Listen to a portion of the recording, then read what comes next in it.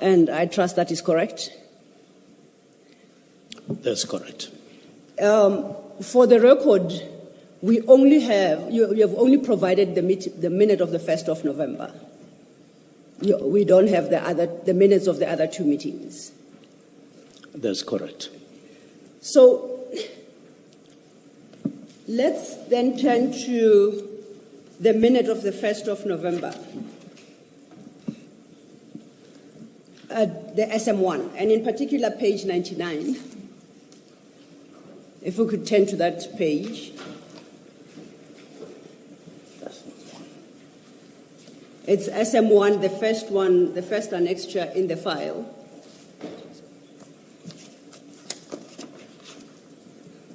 We had regard to that minute yesterday.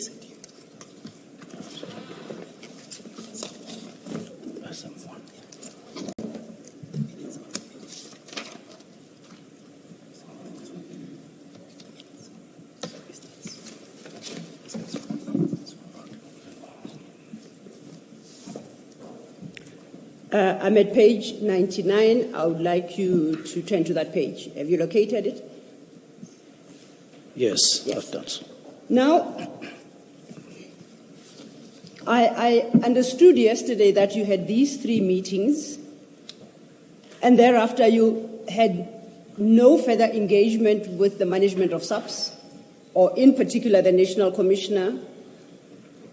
And then I understood for the Christmas break, over the period 29th to the 31st of December, that's when eventually you took the decision. Now, in explaining your reference to immediately yesterday, the use of the word immediately in your disbandment letter, you said that should not be construed as an instruction to disband immediately. So the immediacy attached to something else, the speed with which you took your decision, not the disestablishment that you are calling for. Did I understand you correctly? Not exactly. Maybe it's a question of wanting to say it in my own words. No, maybe, let me try with my own words, because my understanding becomes important to how I approach the issue. You recall your letter states, I therefore direct that the political killings task team be disestablished immediately. That's the phraseology used. And in your engagement with the chair yesterday, you said, immediately does not speak to the disestablishment. You remember the engagement with the chair about immediately being an adverb and then searching for the verb. Yes. Yes. So I just wanted to test that you didn't say it's the disestablishment itself that must be taken immediately. Yes. Your thinking at the time was that that would be subject to a particular process. Yes. That would roll out over time. Yes. Am I correct? You are correct. One thing I don't think we got to yesterday was an understanding of what process did you anticipate to roll out until the point of disestablishment. So if possibly you could address yourself to that. Thanks. Thank you very much. I didn't necessarily work out a detailed process beyond saying what I indicated in the directive.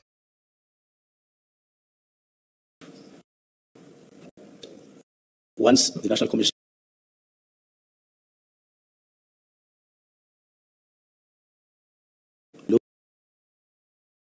looking at the form of the preliminary report, which would be handed over to us and then, or to me, and then I would look at it as we move towards the UNESCO. So I didn't necessarily work out any detail at the time when I wrote the letter beyond those kinds of engagements. But I had in mind engagements going forward. I understood. Thank you for that, Minister. Then this brings me to your annexure SM1, page 99. You have the page open. Yes. That page has at the top a paragraph with a bullet point. I want us to skip that, the next, and go to the third. Yes. It should be highlighted in yellow, I think. I see. Yes. And that paragraph reads, I quote, "The Minister further indicated that there must be consideration and review of certain capabilities, such as the political killings task team, which are primarily about addressing serious crimes. He stated that SAPS should guard against creating structures, units based on specific category, whilst these duplicate the existing capabilities. In this regard, you gave some examples, e.g., taxi killings, political killing, all about matters, close parenthesis, close quote. You see that? Correct. Now, the process, let me ask this different question. This minute of your meeting states that prior to the disestablishment of these task teams, there must be a reconsideration and review of certain capabilities of these task teams. And you make an example with the political killings task team. Do I understand that correctly? Correct. When was that review undertaken, as per the minute? The review of the capabilities of the political killings task team? That was in reference to what had already happened in one part, but it also was in reference to the need for ongoing assessments just after we had, because this was almost at the end of the year, this meeting. Yes, 1st of November. We had, I think, internally completed the process of those reviews, but it was merely referring to that, and of course the need for ongoing, which would include current or any other current task team that would still be there, including the National Political Killings Task Team, because although we had adopted the structure and all of that, but there were the National Killings Political Task Team was still there, and therefore it was in reference to the current structural situation. So if I understand you correctly, much as this minute suggests that certain steps must still be taken in the future, because it states there must be a review of capabilities such as that to mean the review must be undertaken. I should accept that as meaning that the review that has already been done. Yes, and any other need for ongoing reviews, taking it into consideration that the National Political Killings Task Team was still there and there must be an ongoing review. It was all encompassing. Would you accept that, and I hear what your explanation, but would you accept that on a simple reading of what is written, it doesn't lend one at the understanding that you are suggesting now? So we're not talking about reviews previously done. We're talking about reviews which must be done on the wording as it stands now. And I do take your explanation. But would you fault me for understanding what's written here in your minute as referencing a point in time in the future? Yes, I would say not necessarily just exclusively in future, but because in the context of discussions at that time in the meeting, this would have meant that we are on an ongoing assessments of our structural review, we had not necessarily covered all the ground in the structural setup of SAPS. And therefore, broadly speaking, we were still in the process, but the structure had been basically adopted internally. But that didn't mean that that is the end of the need to assess, to review, because there were task teams that were still there that could be reviewed. So it was work in progress, in other words. Yes. The other... Mr. Before you go to the other. Minister, good morning. I'm not sure I understand your explanation, but let's look at this. It might help me. At this point, given your construction now, this explanation you are giving, that there had been reconsideration and review previously, and it must therefore carry on. That's what you were saying. At which point was there, before this meeting, at which point was there reconsideration and a review of the capabilities of the PKTT?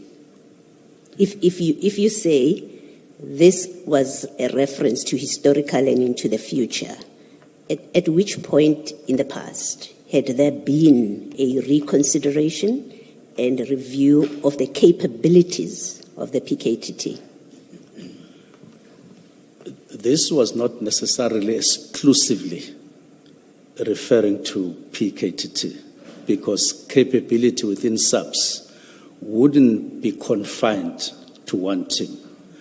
We were talking in the context, one, of cabinet priorities for the 7th administration, which among the three is developing and consolidating state capacity. So and then we talk about, then we had just completed the structure ourselves with that in mind. And it was then referring to what we had considered in that context of building capacity of the state as we reviewed the whole structure. But it was also referring to the assessments that had taken place, because in essence, the 2024 assessment in the form of the Marai report and other reports before, yes, they were assessing capacity of the state with regard to SAPS to fight crime successfully. Yes.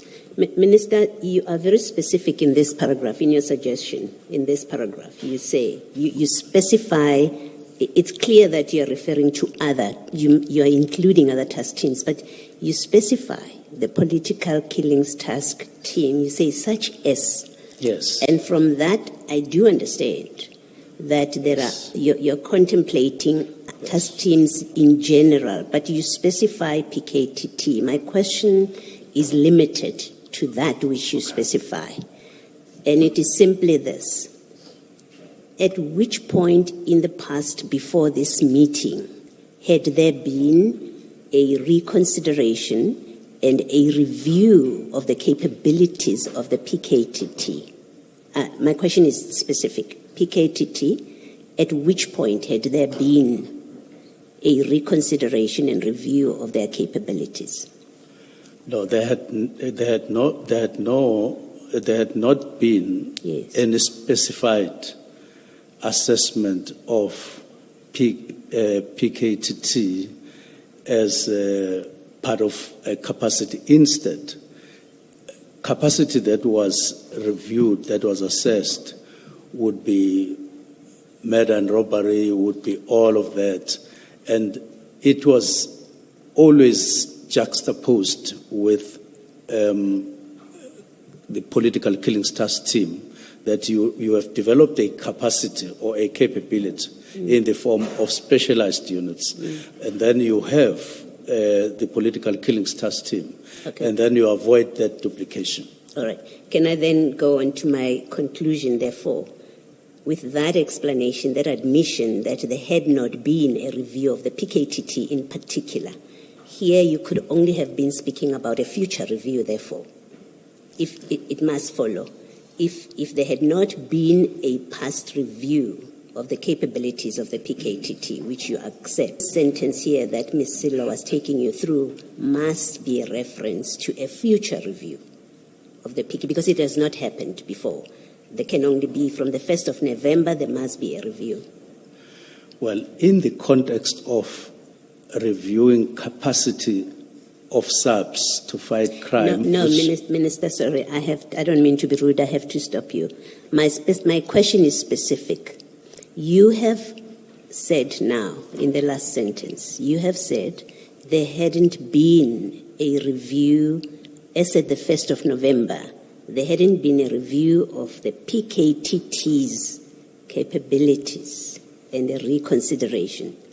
You've just said that. And what I'm putting to you is, therefore, it must follow that in that proposal that you make, or in that statement that you make in that first line, you are speaking about the future. From the 1st of November, there must be a review. It has to be, Minister. I agree with you. Thank you. Ms. Silla, thank you. Thank you, Commissioner. Based on that concession, Minister, therefore, the same answer must extend to the requirement for a reconsideration. That too would be in the future. I'm still at page 99, still on the first line. There are two things that should be done, a reconsideration and a review. I'm simply asking, based on your response to Commissioner Baloi's question, must I accept that a reconsideration itself of specifically the capabilities of the political killings task team, firstly, had not been undertaken, and therefore you, because this minute reflects you as the Speaker, you were suggesting that it be undertaken, there be a reconsideration. Once again, that is in the future. I'm correct to understand it that way? You are correct. Okay. I must just add one thing, that it says such as. Indeed. Not necessarily one. Yes. Point fairly made, I take it. Yes. Yes, it says such as the political killings Yes. task team. And on that score, we had only one political killings task team. When we reference political killings task team, because even the way it's written, it's a name, it's only one task team that comes to mind. You did not infer at the time every political killings task team. You were actually using that particular task team as the example. Am I correct? Correct. Thank you. So, this is the 1st of November. Did that reconsideration then take, remember we're talking about the review, now I'm on the point of reconsideration. Did that reconsideration take place between the 1st of November and the 31st of December? The 1st of November being the date of that minute, the 31st of December being the date of your letter. Did such a reconsideration take place? And if so, what were the outcomes thereof? Not that I'm aware of. Oh, it didn't? Not that I'm aware of. Okay. So, staying with that paragraph, perhaps before we go there, in your statement at page 56, if I may call that file up,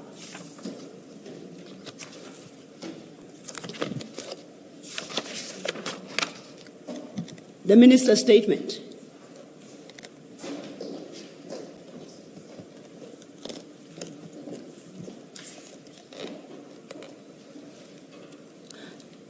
And I would like to refer you to paragraph 56 of your statement, page 56. Time to have...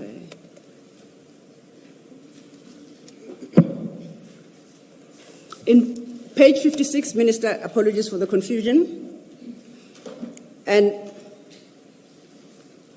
at page 56, under the heading, Reasons for the December 31st, 2024 Directive.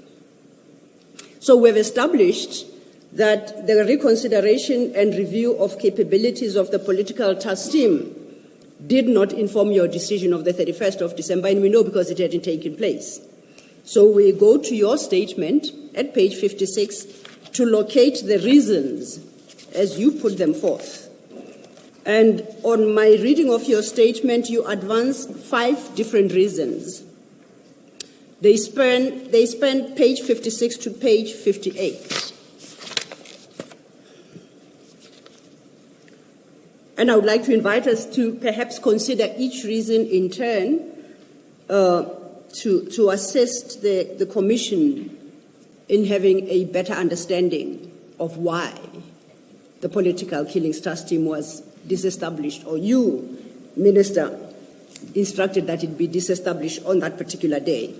Your first is an invocation of a 2019 work study. And I'm going to read the second sentence of that paragraph. You state, the continuation of a temporary task team outside of SAP's organizational structure had become untenable both administratively and constitutionally. Full stop. You see where I am? Yes, I see.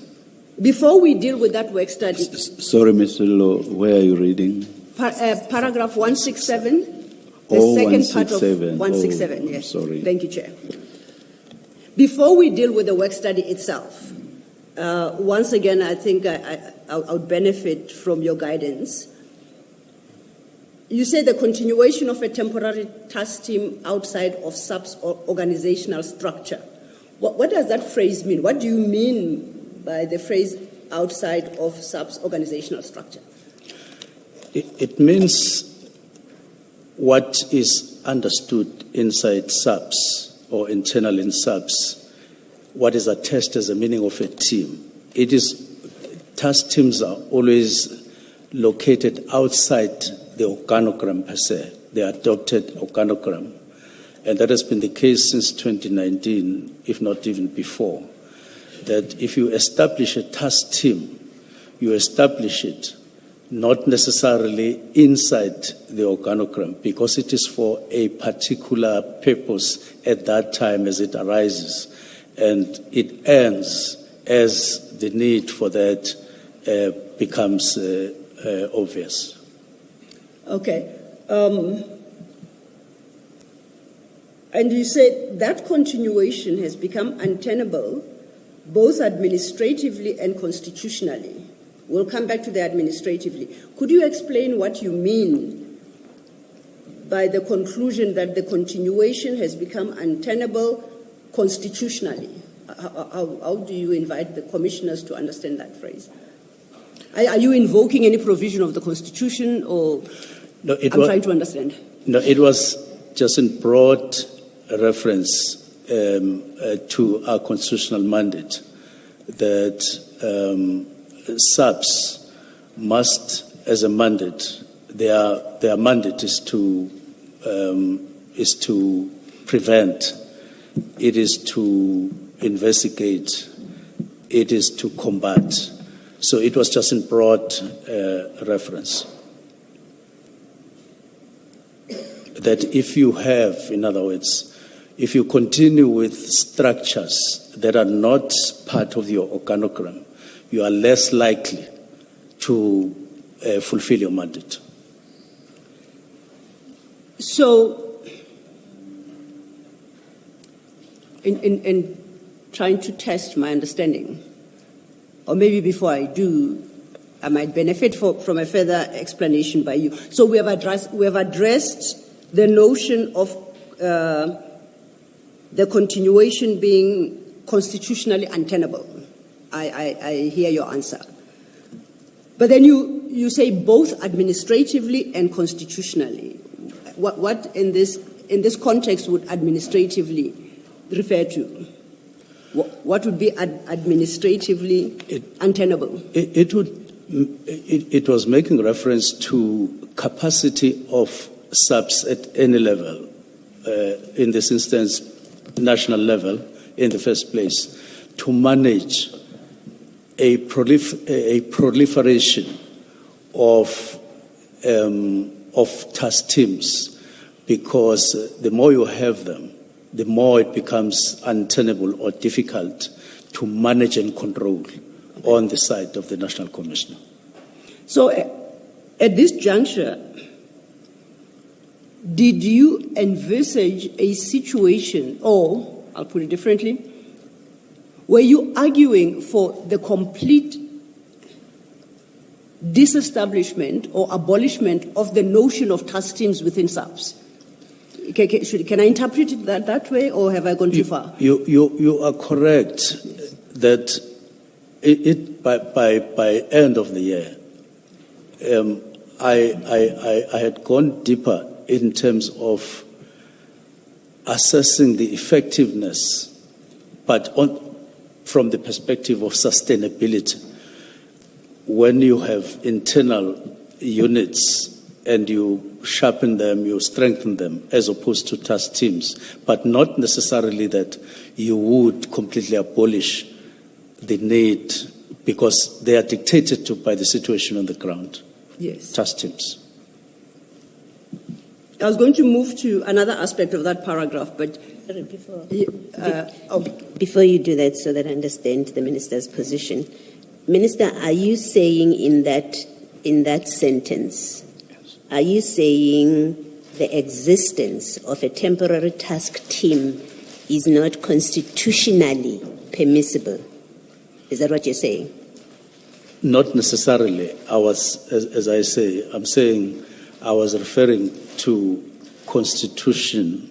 I was referring to the Constitution in broad terms in relation to what I understand to be the mandate of SAPS, that they are less likely with dependence on task teams than when they depend on units that they cultivate, that they develop and hone over a period. That's what it was referring to, but not to say there is anything unconstitutional about task teams, because that you can't do away with, because it is dictated to by the need on the ground all the time. But just establish, assess, and then time frame all the time. Yes.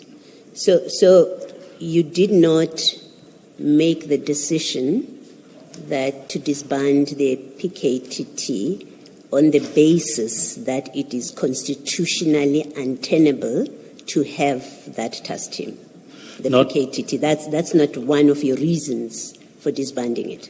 Definitely, it is not one of the reasons. Okay, so if we read this paragraph, if I read this sentence to be one of your reasons for disbanding the PKTT, then I am wrong. I misunderstood what this sentence means. Is that what you're saying?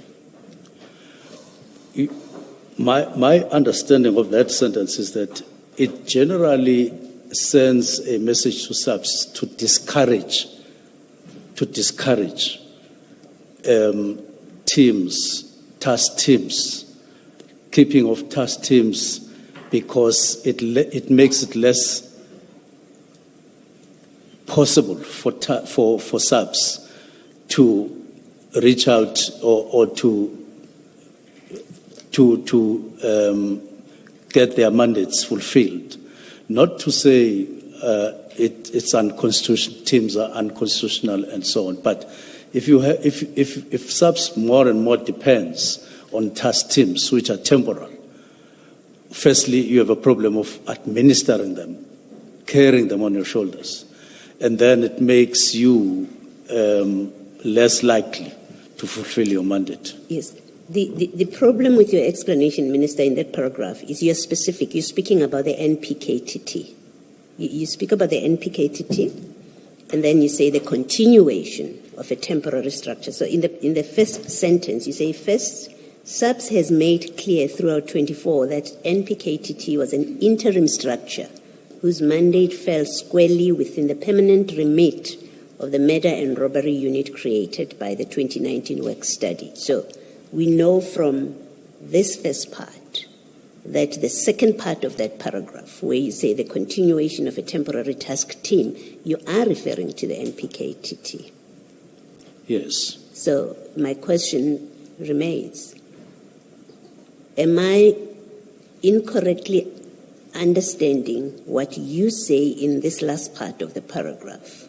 Do I misunderstand when I read it, which I did, to mean this is one of your reasons that the NPKTT that you give for disbanding the PKTT, it is that it is constitutionally untenable to have the PKTT, which you describe as outside of the structure, the organizational structure, that to have it continue to exist, this temporary team, the PKTT, is constitutionally untenable. In the context of its impact to SAPS to reach out their mandates. Okay. With that answer, then it must mean even the taxi violence task team is constitutionally untenable to continue to have it, given your reasoning about the PKTT. That is why the taxi task team was put under specialized units inside SAPS organogram. Okay, but you didn't dissolve it. You didn't disband it. No, what happened with it? It was put under murder and robbery, which is under serious and violent crimes, to permanently reside within the structure, which makes it better for SAPS to fulfill their mandates. Yes. So, which is different from a standalone structure like PKTT. Well, can I maybe make my point this way? The PKTT, as at the 31st of December, was not the only task team of the SAPS. You express in paragraph 167 that it's constitutionally untenable to have a task team exist outside of the organizational structure. That's what you say. The principle is it's constitutionally untenable to have task teams outside of the structure. Maybe you're correct, maybe you're not. But the question is, you dissolve only one task team when you have that concern about the constitutionality of task team. It is only one task team that you dissolve. You're happy to live with the unconstitutional existence, if ever there's such a concept. You are happy to countenance the continued constitutionality problem you have about the existence of other task teams, but just not the PKTT. Please explain in a way that makes that your decision to make sense. Now, historically, the National Political Killings Task Team is the only team that had been associated with being inside or outside the structure all the time from 2019. And as indicated before, it was always expressly indicated by SAPS that it would need to be integrated, it would need to be absorbed. And therefore, that's why it sort of features higher than any other team in the conversation. Hence, even here in these paragraphs, it seems to be the only, but the principle is not necessarily confined to it alone. It applies across, but the specific reference is this one because in the conversation that had developed over time, that was the one that was in reference almost all the time from 2019. Sorry. More than any other. This is my last engagement, I think, for now on this. Have you just said that the PKTT is the only task team that the SAPS have considered to be outside of the structure, of the organizational structure? No, I'm saying the PKTT is the only task team that had consistently featured in the conversation parallel to structures, simply because of one reason. Its tasks were identified by SAPS as requiring absorption to a specialized unit inside. And it's almost because the other teams that were originally identified, they were identified as a problem, as a burden, as being untenable. That's why they were then dissolved, if I could talk that language, and integrated into like murder and robbery, and under murder and robbery and under serious and violent crimes. They were doing integration so that this task team could be managed better in a sustainable way, so that you could be certain about the instruments you are using to fight crime. Okay. Can I just try one last time so that I understand what your answer is to my question? Yes. Are you saying to us the PKTT, and it's a yes or no answer, I either misunderstand or understood you correctly. I'm going to reframe my question. Are you saying the PKTT is the only task team that the SAPS that you are referring to considered to be outside of the organizational structure? It's either yes, that's what you're saying, or no, that's not what you're saying. For my clarity, I hear you very well, but if you could be kind to me to repeat your question. Okay, that's all right. You spoke in a way that made me understand you to be saying, according to the SAPS discussions, Yes. the PKTT was the only task team that was considered to be outside of the organizational structure. You spoke in a way that I understood you to be saying that. So what I'm asking is that what you are saying, that understanding of mine that I've just projected back to you? Yes. And that's why I say understand. It's a yes or no answer. Either I understood you correctly to be saying only the PKTT was considered to be outside of the structure, or no, I misheard or misunderstood you. You misunderstood me. Yes. And the reason for that is that National Political Killings Task Team is the only structure, or the only not structure team that was targeted, if I could use that language. I see. Over a long time for integration.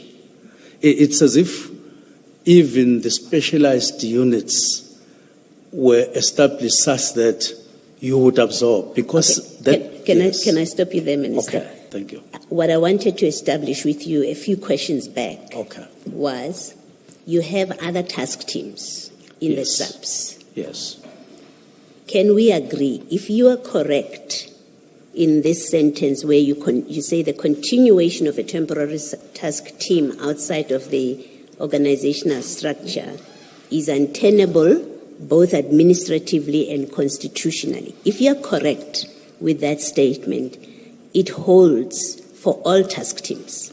Yes, must be. That's correct. Okay, that's all I wanted to establish. So it's not just unique to the PKTT. Yes, it also applies to the mining task team, to any other task team that the SAPS has.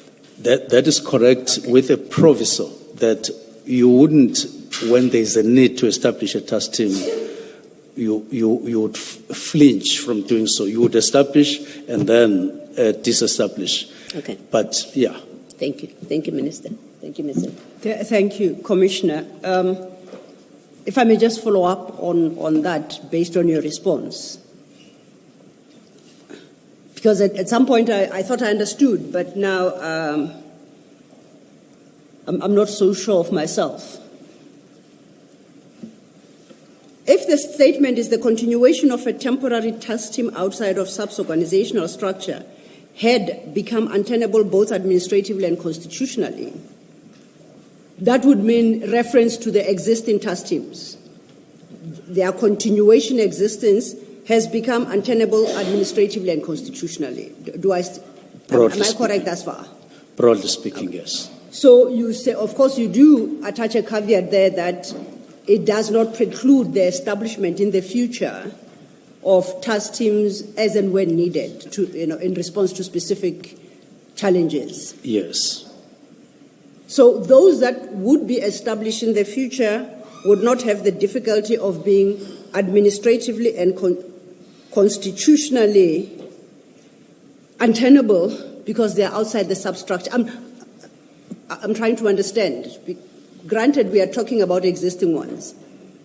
If their existence and operation outside SAP's organizational structure is what renders them constitutionally and administratively untenable, that surely must be a challenge that would afflict any other future task team because they would forever remain outside SAP's organizational structures.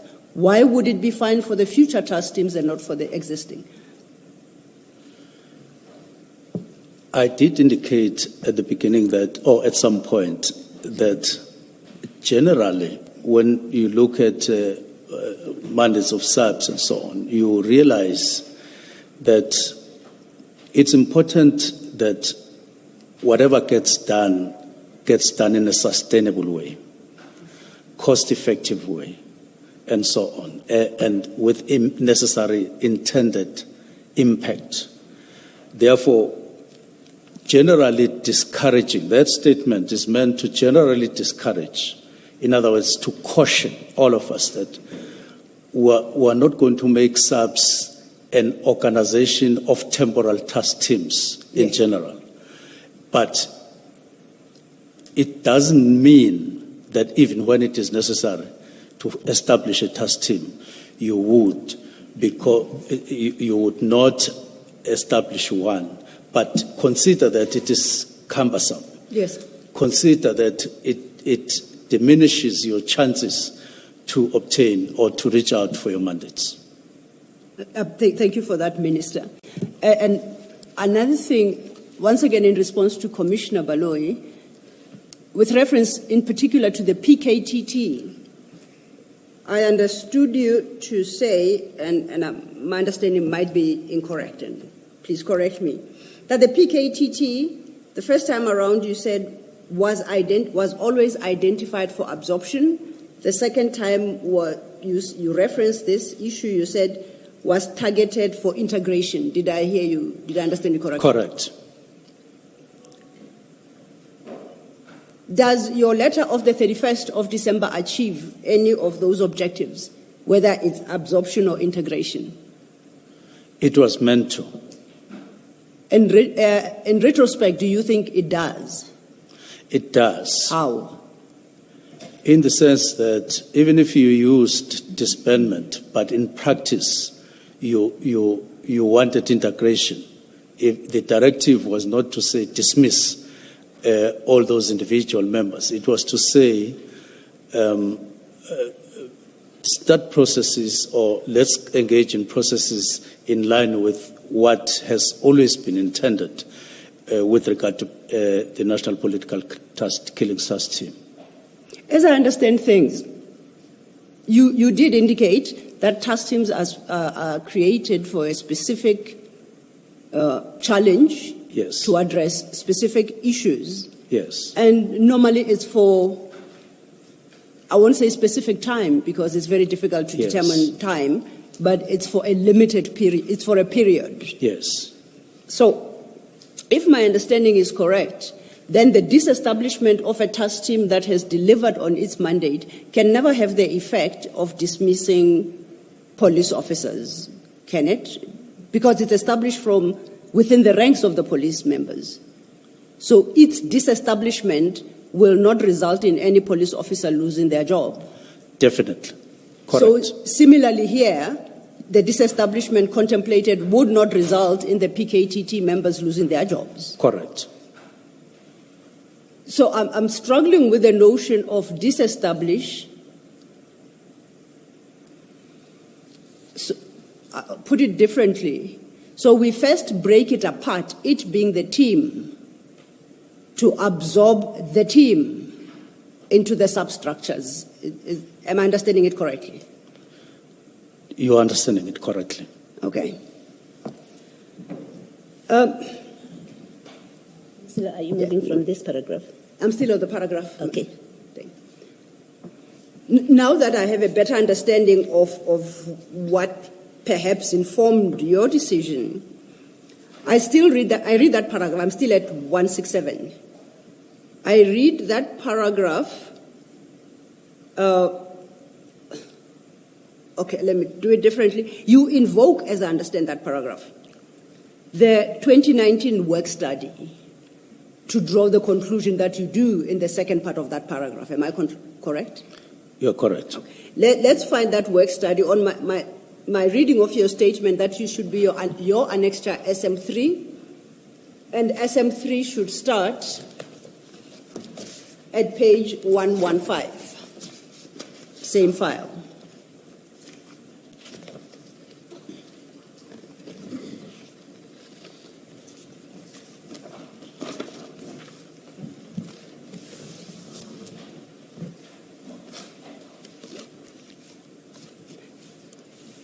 And in annexure SM3,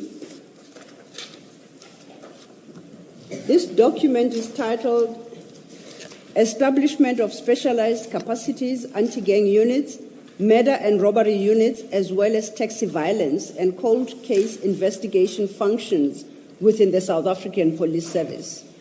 Rather a mouthful, but I had to say it all for purposes of the record. That is the document, correct? Yes, correct. Thank you. Same page 117 under item 2, the heading is purpose.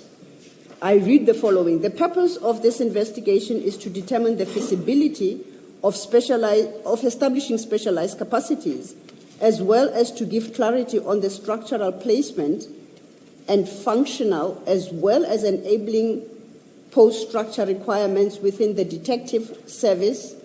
Would the establishment be feasible? Okay, there might be challenges there in the construction of the sentence, but the purpose is clearly stated there, and we can fill in the gaps where we think some words are missing to try and understand and have a full appreciation of the purpose. So, the purpose of this investigation, of which this report is a result, was to determine the feasibility of establishing specialized capacities within detective service, in summary. Yes. Is that yours? Yes. Do you know what was the outcome of this study? That on that particular aspect, the feasibility of establishing specialized capacities within the detective service? Yes, if I'm not mistaken, it's just that I don't see the date, but it sounds like the 2018 establishment. It talks about, it should be 2018 work study. Apologies, Minister, I lost you. I'm saying I don't see the date. Oh, the date of this. If you go to page 155 of that SM3, yes, it bears the signature of it's Sectional Commander Operational Organizational Design Detection, Colonel A.K. Murray. It's got a date of 2019-06-19. Oh, yes, yes. And I take that person to be the author. Correct. Yes. 2019, yes. Yes. So what was the question No, the question is what was the outcome? The outcome of yes. The outcome of this work study at that time was that it was indeed undertaken, that study. And it's 2018. And it was then signed or accepted and adopted in 2019 by the then Commissioner, Commissioner Sithole. And he signed it off into implementation. That's why in September that year, 2019, a letter of implementation was then accepted after the work study had been taken and discussed and adopted. So this study was undertaken. Okay. You referenced the implementation letter, and throughout your statement, you suggest that they be read together. That implementation letter is what you attach as SM4 at page 179. Is that correct? To SM4, yes. Yes. Is that the implementation letter you just referenced? That would be the one. Okay. Yes. We'll keep our finger there, we'll come back. But getting back to SM3, the report. Yes. I would like to refer you to page 159.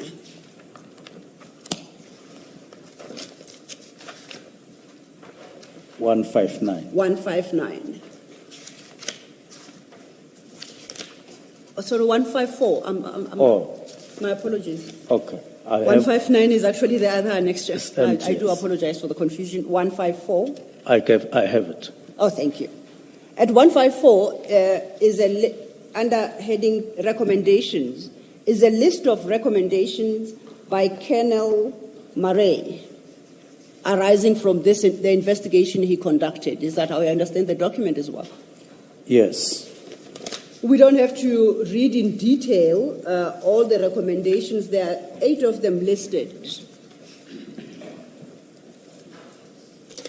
Having considered the recommendations by Colonel Murray and the content of the report, I struggle to understand how it can lend anyone to the conclusion that the continuation of temporary task team outside of SAP's organizational structure is both administratively and constitutionally untenable. I struggle, so I request you to perhaps point me to something, be it in the recommendations or the body of the report itself, regard being held to the purpose that we looked at previously, how we arrive at the conclusion you seem to have drawn as set out in paragraph 167. Now, these recommendations seem to be talking to establishment of these structures at the provincial level, which is a lesser point. The main point about this and the concept of specialized units was to the effect that pull all the proliferated at that time, prior to the study, teams, and then put them together, and they came up with the concept of specialized units, which would sort of integrate all the smaller ones that had been identified. And you will see that it goes on to 2024 when they do another assessment and they find out that there are still a number of proliferate, or there are still many task teams that are still hanging around. They have not been integrated into specialized units. So the whole concept of specialized units was meant to sharpen SAPs, make SAPs sharpened around certain identified crimes, as it were, as they were identified at that time, so that there is more capacity to deal with them. Yes. I see at page 158, a few pages forward, just above the signature of the National Commissioner, General K.J. Sithole, who approved this report. Yes. And unfortunately, the handwriting, and I don't mean to cast aspersions, becomes difficult to read, but I'm going to try to. But I think the part I'm interested in, at least I can read. General Sithole at the time says a national pilot project process must be established with different, and then I struggle, and resources. Sub-projects. Oh, sub-projects and resources. And resources must be allocated from the national budget with clear account numbers. Do you see that's General Sithole? I see that. So General Sithole said he approves this with the comment that a national pilot project process must be established. What do you understand by those words? Well, I understood him to have approved what had been submitted to him in terms of a proposal for specialized units.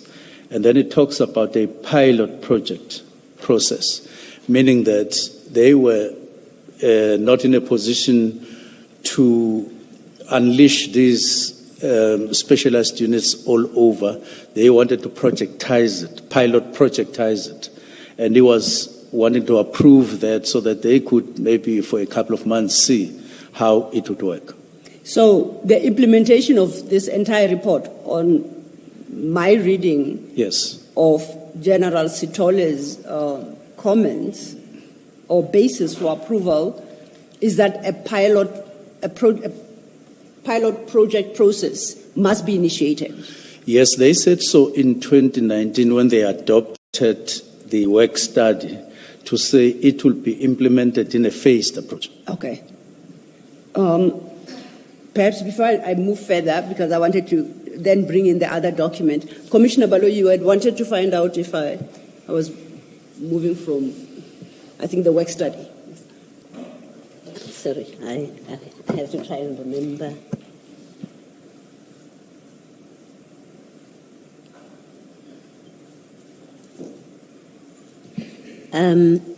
If you go back to that paragraph in your statement, Minister, that paragraph 167, and I think you did explain, Ms. Silo asked you the question you explained. I'm just not sure that I understood, so I'm going to ask you to repeat it, please.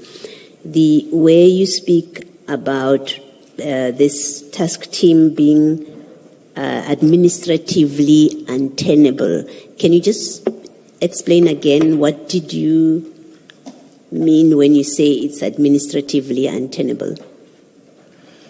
It meant that subs with a proliferation of smaller, if I could just insert that, task teams, it would stretch them or it would overstretch them.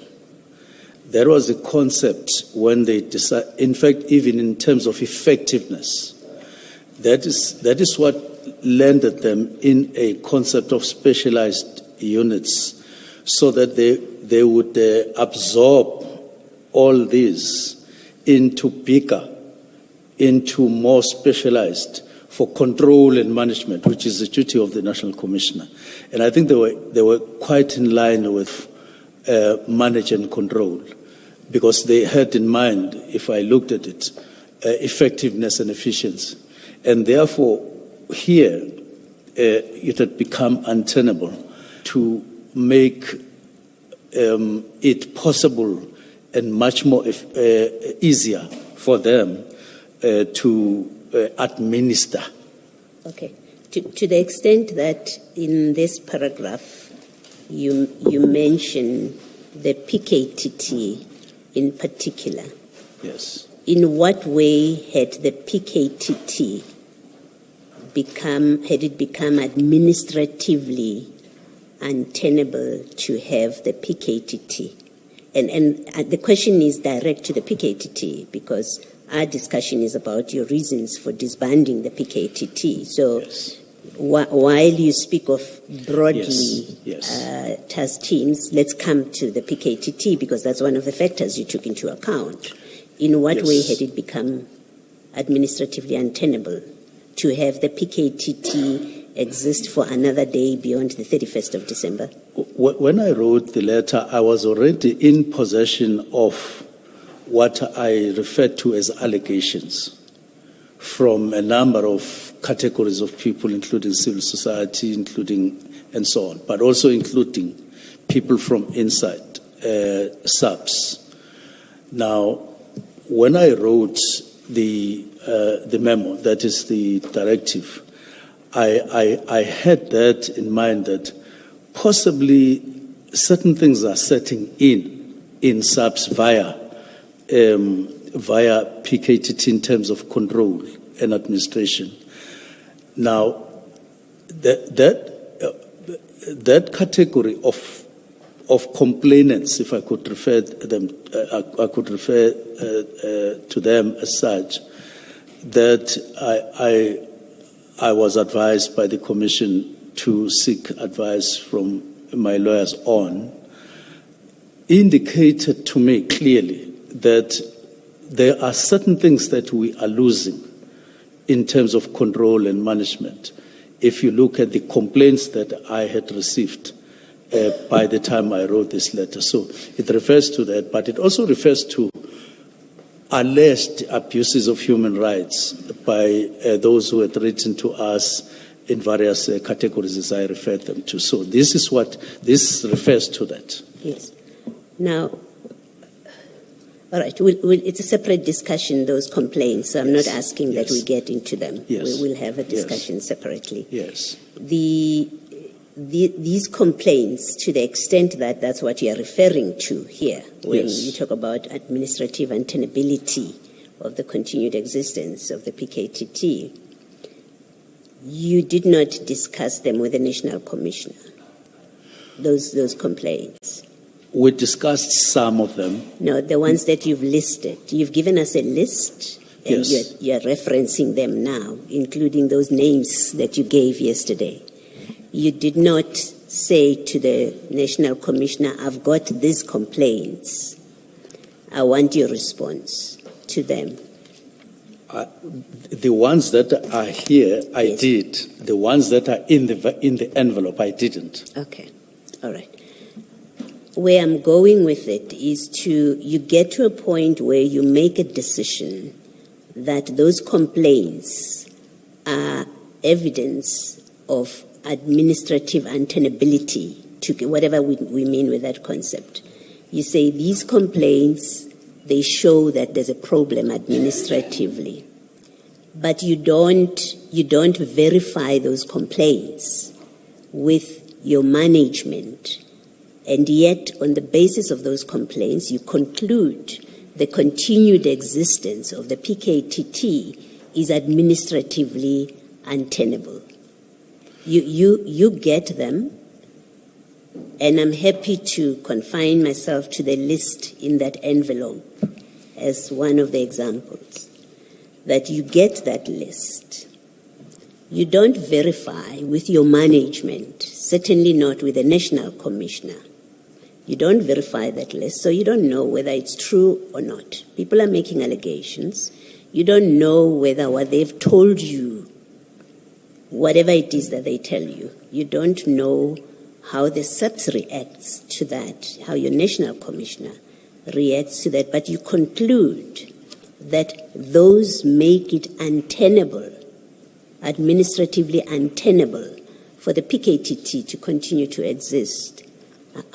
How is that a proper thought process that leads you to this far-reaching conclusion it's administratively untenable to continue to exist? Again, the ones that are here, I discussed with the National Commissioner.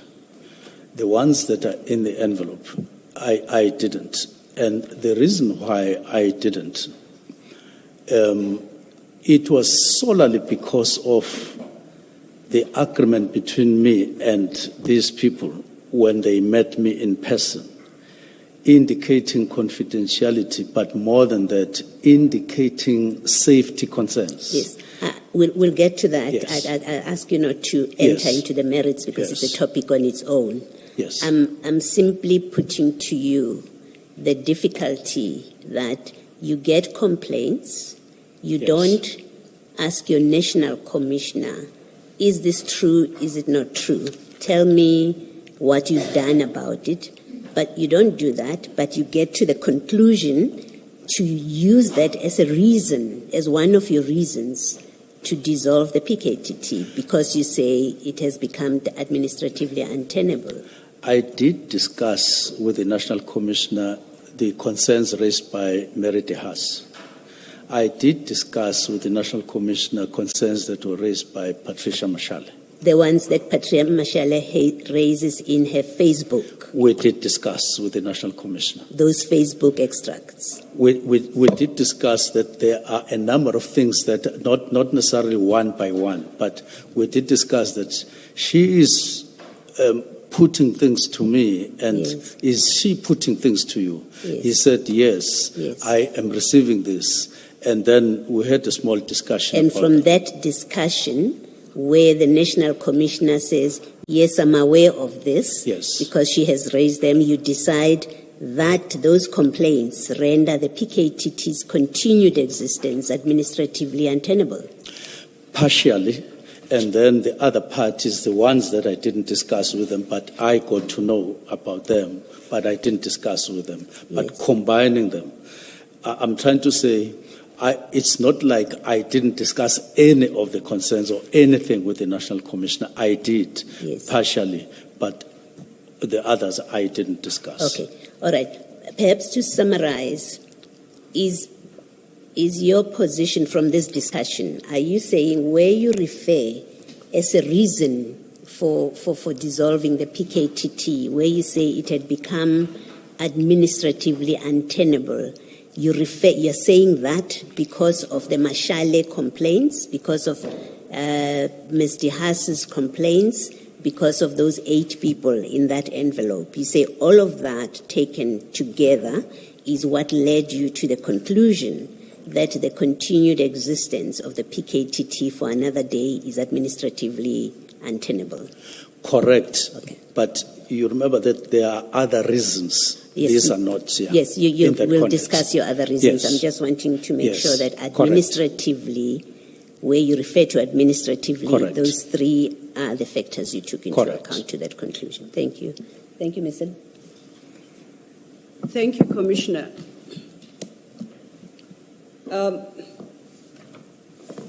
Earlier then, you indicated that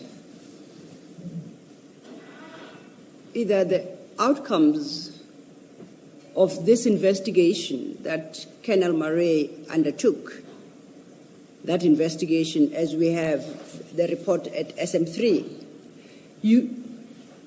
if I understood you correctly, you say, no, you referenced an implementation letter.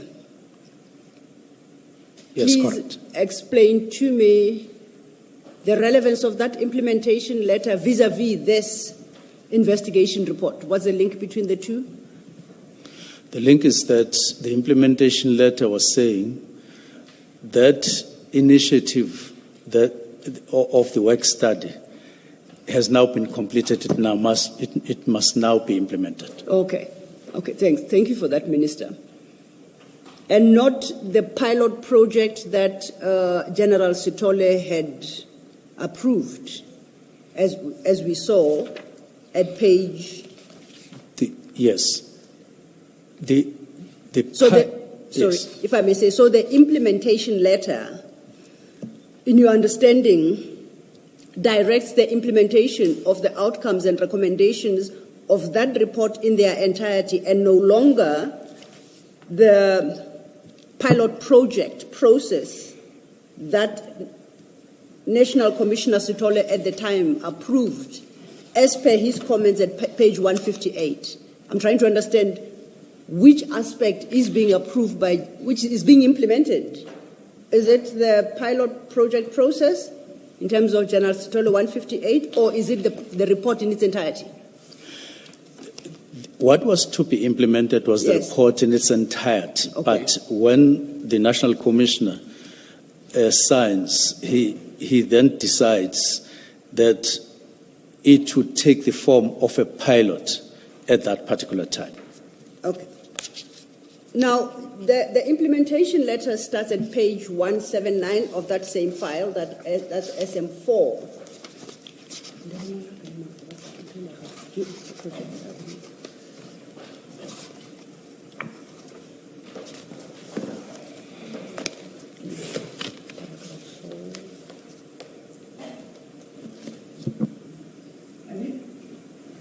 Have you located it, Minister? Yes, correct. Is that the implementation letter you reference?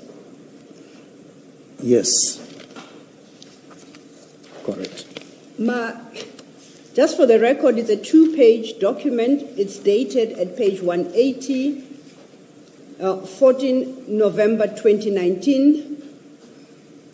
And it seemed to have been authored by Major General, Head Organizational Development, N.L. Mzima. I'm reading you, I'm correct? Yes. Now, my reading of this document is that it addresses the human resource issues within SAPS. Admittedly, in the context of the establishment of specialized capacities. So it confines itself purely to that. And secondly, I wouldn't expect it to enforce the report if it is issued by a Major General Head Organizational Development. I would expect the one to implement the report or direct that it be implemented in its entirety would be the head of SAPS, and at the time would be General Sithole. Yes, correct. So, if we then accept that Major General Head Organizational Development Zima is not the head of SAPS, if we try and interpret what her function is, the title might assist Head Organizational Development. In my thinking, I think she's responsible for human resources within SAPS. I may be wrong. I'm trying to interpret what I see here with a little bit of guesswork. It's somebody responsible for human resources in SAPS. And even if I'm wrong, one thing I am certain about, he or she is not the National Commissioner. At least on that we are settled. Yes, correct. So, the HR leader within SAPS then issues this letter, and if we go back to 179, references the work study investigation that we've just had regard to SM3, fully dated, and the like, and says was approved by Lieutenant Colonel K.J. Sithole on 26 June 2019. And we don't have to go back there. Going back to the report, I see that General Sithole appended his signature on the same date. It does not speak now our implementation letter to the directive by General Sithole that a national pilot project process be established, a pilot project. But perhaps that's how the General Nzima at the time understood it. But to go further,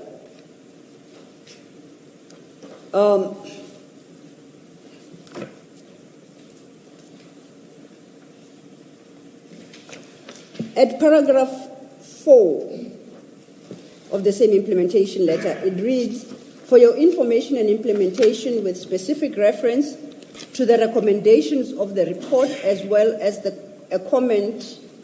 comment by Lieutenant General Dimpani. That comment is to be found in the report again at page 158, and unfortunately is in manuscript, so I'll try and see if I can read it and understand. At 158, above the signature of Lieutenant General Dimpani, the following is noted.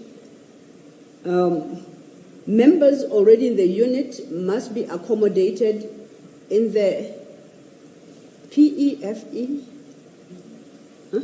PE, thank you. For the WC gang unit, other critical basic resources were provided during the establishment of the unit. Funding to be provided to accommodate operatives. The costs, thank you. Yes. Thank you, Commissioner. And as a fourth point, for other AGU, as offered in the report, a phased-in approach be followed with regard to the other units.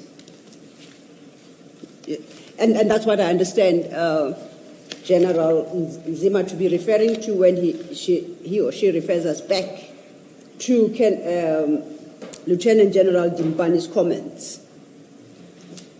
And once again, I understand Lieutenant General Dimpani's comments to be confined to matters affecting members. Once again, it's HR issues. How accommodation of those members, what is it, in the PE, the Western Cape Gang. So the comments are confined to the members themselves, not the functions of the units, no, not the mandates of the units, no. So basically how members are to be treated. At 5, now I'm at SM4. At 5, General Nzima notes the provincial head's organizational development and strategic management is kindly requested to complete SAPS 495 documents for the placement and registration of the separate entities mentioned in the attached work study report. The completed SAPS 49 documents can be sent to marais@saps.gov.za for further handling regarding the PERSAL registration. The report was presented at the Board of Commissioners and presented to the SSSBC. Two things come out for me here. The reference to PERSAL registration once more confirms that is about HR issues. This is the system, as I understand, that records employees of government. Is my understanding correct? PERSAL, the PERSAL. Yes. It's confined to. That's the purpose of a PERSAL system in the government, in the public sector. Correct. Oh. So the fact that there are requirements to complete SAPS 495 documents to be handed in regarding PERSAL registration, it's human resources. Yes. Okay. Then it says the report was presented to the Board of Commissioners and presented to SSSBC. I had to do a bit of guesswork here, but I think the BC is Bargaining Council. I just did not remember the first 3 S's, what they stand for. But it sounds like it was referred to the Bargaining Council. Would you know what that triple SBC stands for? It stands for, you're correct, for the Bargaining Council. Okay. Thank you, Minister. And we know what a bargaining council, the purpose of a bargaining council, we all know. We don't need to detain ourselves. Safety and Security Sectoral Bargaining Council. Thank you.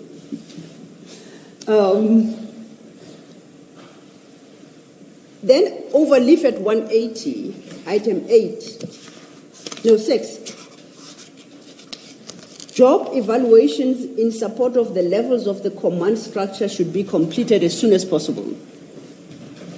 And lastly, at 8, it is important to note that units that are established will be evaluated for the correct determination of the post structures, as the current structural approval is for an enabling establishment, and it continues. And that is the last point on that letter. My difficulty with your suggestion that report, that letter, constitutes an implementation letter that brought into full force all the findings in the 2019 work study. To the extent that's what you are implying, I have a difficulty. Because this letter I interpret to be speaking to practical human resource realignment that would be required and processes that would have to be followed. What is your comment to that? My comment, just in a package, in a way, to make things easier. Firstly, yes. The work study was a comprehensive kind of a document, Yes. even indicating, because you are establishing specialized units, then it included the ranking, it included qualifications of people who would be required in each specialized unit, and so on. Now, that's the human resource part. So they were quite detailed in doing it. So they completed the work study. They then write and discuss and adopt the implementation letter, which Commissioner Stolle agrees on and he signs, and then he says pilot it. Now, this letter by Mzima, which commissioners are referring to, is now written in essence to provinces to say we're now implementing. And that's why it's short and so on. And it comes in November. The work study had been adopted in September 2019. So this one is further implementation at a provincial level. Now, Dimbane comes in from the finance side to say money is being made available, but these are the conditions and so on. And then so all these components come in as a phase is entered into after September to actually implement on the ground. That's why they make reference to PE, to Western Cape, and so on. But they are stating what would obtain in the final implementation on the ground. Yes. I think I'm clarified with about your position. I just want them to summarize, to test that I'm not misrepresenting your views. Once again, we are back at 167, because all this, this entire exercise was to try and help me understand the import of paragraph 167 and the reason that you advance. So I'm going to test it thus. So there was an investigation, and your understanding is that there was a directive that it be implemented in terms of SM4, which is what you call the implementation letter. And the effect of that was that automatically task teams would be operating outside the SAP's organizational structure and therefore would be impermissible. Is that a fair, is that a correct understanding on my part, or have I lost it completely? Not completely, with a proviso that should a need arise in a province or elsewhere, a task team can be or will be, it will be permissible to establish one for that particular purpose, but this is an overall effort to integrating things in line with the concept of specialized units. Thank you, Minister. Commissioners, I want to leave this paragraph, this specific reason. Commissioner Baloyi? You're still going to be discussing this work study? I want to leave this work study. I want to move to the next. So if there are questions on this particular one. Yeah, maybe let me then ask that question. Minister, Ms. Silo referred you to the recommendations at 154, Mr. Murray's recommendations. And then you have the approval of the National Commissioner, who says there must be a national pilot project. And then you have General Dimpane's comment there, which suggests what should be done. And the implementation letter speaks about the pilot being Western Cape, the anti-gang unit, and then it says in that paragraph 8 of that implementation letter, it says in the second sentence, third line, the first units to be evaluated to determine the criteria as well as ideal post-establishment will be anti-gang units in the Western Cape and Eastern Cape. as the units have been functioning already in the approval date, on the approval date of the report. We've established in your discussion with Ms. Sello that this seems to have related largely to personnel staffing issues. Yesterday in your testimony, you said this work study dissolved the PKTT with effect. I asked you the question and you answered quite firmly that yes, the 2019 work study dissolved the PKTT. And I want, apart from the fact that this work study, nowhere does it refer to dissolving on the date of this work study. It doesn't say anywhere that the PKTT is dissolved. But I want to put a difficulty to you that to the extent that it is a pilot project that is being approved by the commissioner says there must be a national pilot project. And then General Nzima speaks about the Western Cape as being the first one to be evaluated.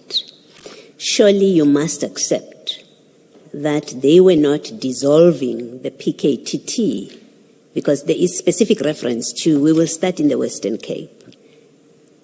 And posts will become available. We will do evaluations as posts become available. On a reading of these documents, there is no way that justifies a narrative or a conclusion or an understanding that this work study, on its terms as it is in 2019, dissolved the PKTT.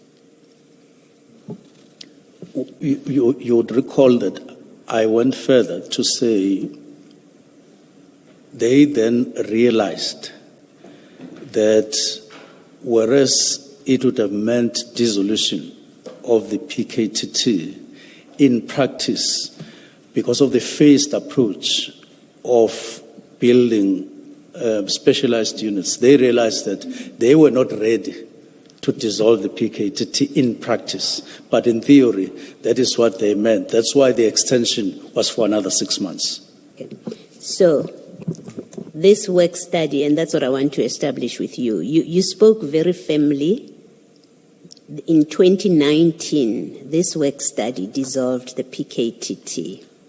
What I'm putting to you is in this work study and the following approvals from the National Commissioner and the implementation letter, there is no way that they speak of disbanding the PKTT as at the date of the work study. The PKTT, yes, I'm simply putting that. Yes. Yes. All right. Thank you. Thank you, Mr. Minister, since your appointment in July 2024 until 31st of December 2024, did you get the opportunity to have Mr. Murray, Colonel Murray, presenting his work studies to you, both the 2019 and the 2024? No. No. So it is you who's interpreting the two documents. You're doing that on your own. He did not give you a briefing on those two documents. Yes. I'm going to put to you, Minister, that you are misinterpreting what Colonel Murray said in both his work studies, and you are incorrectly using those work studies to justify your decision to disband the PKTT. Because nowhere in any of those work studies did Colonel Murray say the PKTT must be disbanded. What is your answer? My answer is that in the conceptualization of specialized units, it was expressly said that the proliferation or the existence of a number of task teams is not ideal. In other words, is not an ideal situation within SAPS. let's establish specialized units.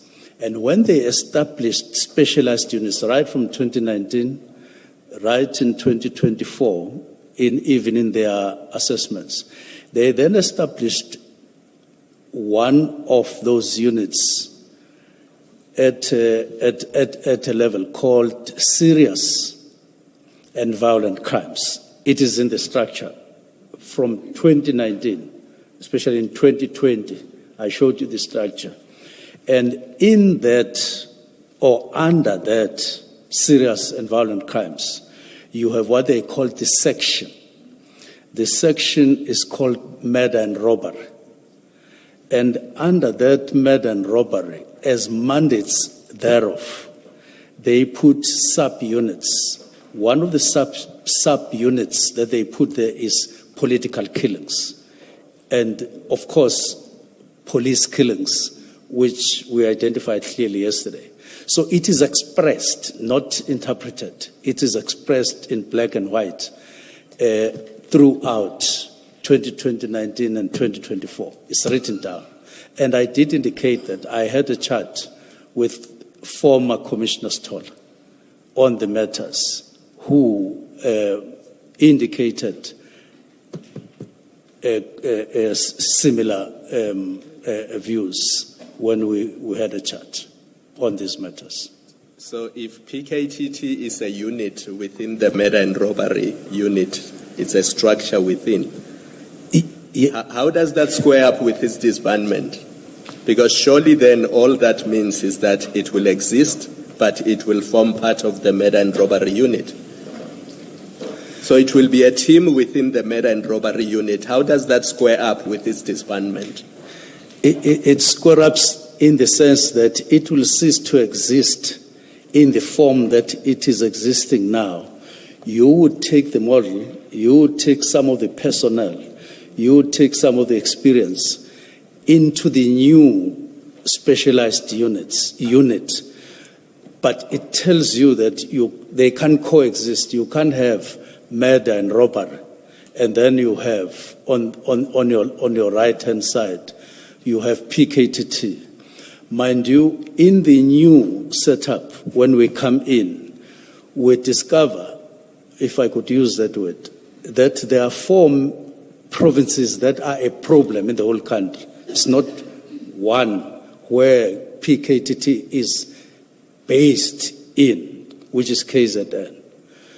Your problem in terms of the views of the new administration is that you are preventing investment in the country. They say South Africa is ugly because of a high rate of murders, specific. And people don't feel, they are not made to feel safe. Now, you can then take that to mean in KZN. You mean in the main, you mean in the whole country, but in the main, in the 4 provinces. Then what it means is that PKTT needs to be part now of the newly established, which is futuristic, which is not temporal, which is sustainable and budgeted for. You need to put it in the structure that is now has been processed all the time. That's where these 2 things fit in. They can't coexist. That's number one. And you are looking at sustainability, you are removing the temporal nature, but you are not firing people. You are not, at some point I said to myself, maybe I shouldn't have used the word disband. I should have used integration or absorption. But that was with retrospect, because maybe it would have been understood better than what is happening, but that's exactly what it meant. Yes, sir. I'm going to suggest to you that that does not square up with the thrust of your evidence, which is that the PKTT is set up by the IMC, the Interministerial Committee, and therefore it can only be disbanded by a minister or by that committee. Now, if you have studies that only go to a national commissioner and his subordinates, and they adopt the recommendations in those studies, the suggestion, if that's your suggestion, that the adoption of those recommendations can override an IMC decision that there must exist a PKTT, that does not make sense to me. Because if IMC says there must be a PKTT because the president has said so, and it must continue to exist, what is the relevance of a study that is approved by a national commissioner and his subordinates? Because on your version, the minister establishes the PKTT and only the minister can disband it. I did yesterday indicate, and I'm still indicating, that the work study, the National Political Killings Task Team was meant to exist for 6 months.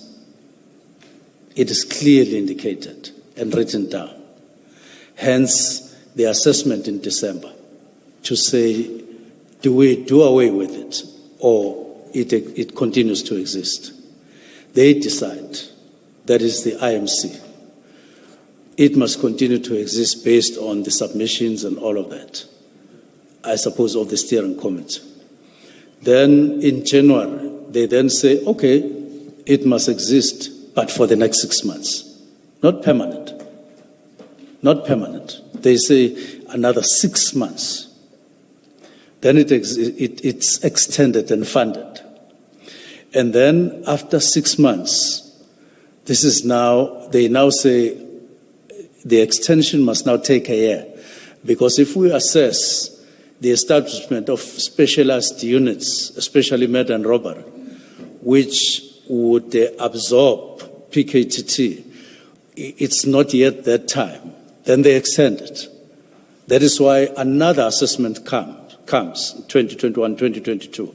It's because these things were parallel. You assess, you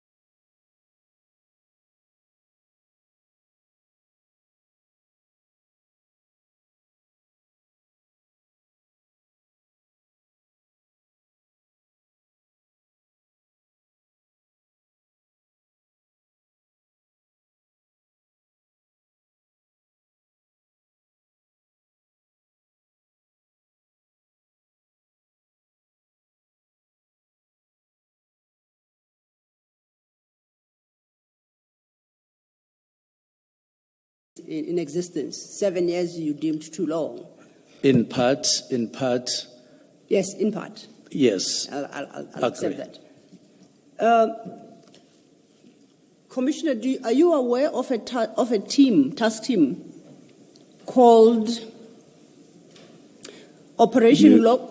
Ms. Sildo, you just called the Minister Commissioner. Minister, I apologize. I've dealt with too many commissioners from EMPD, and please accept my apologies. Thank you. I wanted to establish, Minister, whether you are aware of a task team called Operation Lockdown / Thunder in Cape Town. Are you aware of that task team? I am aware. Are you aware of a task team called Emanguzi Cross Border in KZN? I am aware. Are you aware that both, as with the task team, have been in existence for 7 years and they continue to be in existence? Yes, I am aware, but not exactly in that way. I'm aware of, for instance, existence of Manguzi, and from time to time they get withdrawn, as I heard a few months ago. But I'm aware of their existence. Why does their long-term existence not be cause for concern for you such that you issue a disbandment letter for those task teams similar to the PKTT one of the 31st of December 2024? I trust that there is a reason. They are of concern. They are of concern. In the first place, well, there's a slight difference. Yes. Lockdown is a kind of an operation, again, working in the same kind of principle. Let's say, for convenience, it's a task team, and so on. It is of concern. Let me indicate what the concern is about, and we were about to land on them to show that there's a concern, not because I'm now facing a commission, but because of the concerns that we were continuously, or grave concerns, not just concerns, getting in Cape Town, in the Western Cape, about violent situation there, indicating gaps in the huge gaps, if you look at their existence on one hand and levels of violence in that. It could be concluded that they haven't performed up to the level that is required. And I discussed this with National Commissioner on a number of occasions. At one point, we had a discussion on the phone for 1 hour. And I said I requested National Commissioner to deploy intelligence in Cape Town to check why there is consistent, seemingly growing violence in that, despite what efforts have been made there, and so on. So I am aware the concern is there. On the question of mongoose, there is a same concern that at one point when there is a flare-up, minister would go there and then they would seemingly work for a while. And I know that recently, maybe 3 or so months ago, I received reports from the ground that they had been withdrawn and criminal activities went up in that particular area. So there is a concern. We haven't really been as effective as we would need to be in terms of the demands of the people or expectations of the people of Mongoose. So both of them are of concern. But you couldn't do everything at the same time. Why not? It impacts different places around the country. It's not like if you disestablished the operation lockdown in the Western Cape, that would further prejudice KZN. I don't understand why they could not be disestablished at the same time, because they are in two different regions, in two different provinces. Well, what got us to attend to PKTT yes. is different from what we are talking about. PKTT gets in the form of us looking at organizational structures through orientation as we came, and we've become aware of that and how it should have been dealt with in terms of the work study and all of that. While in the Western Cape one, it's in accordance with what I would regard as reinforcement of specialized units that are there, getting beefed up and so on. It's not to say there is no concern and so on. So in the PKTT issues are different from this in the sense that this one flows from the organizational structure studies to say we have this kind of a team.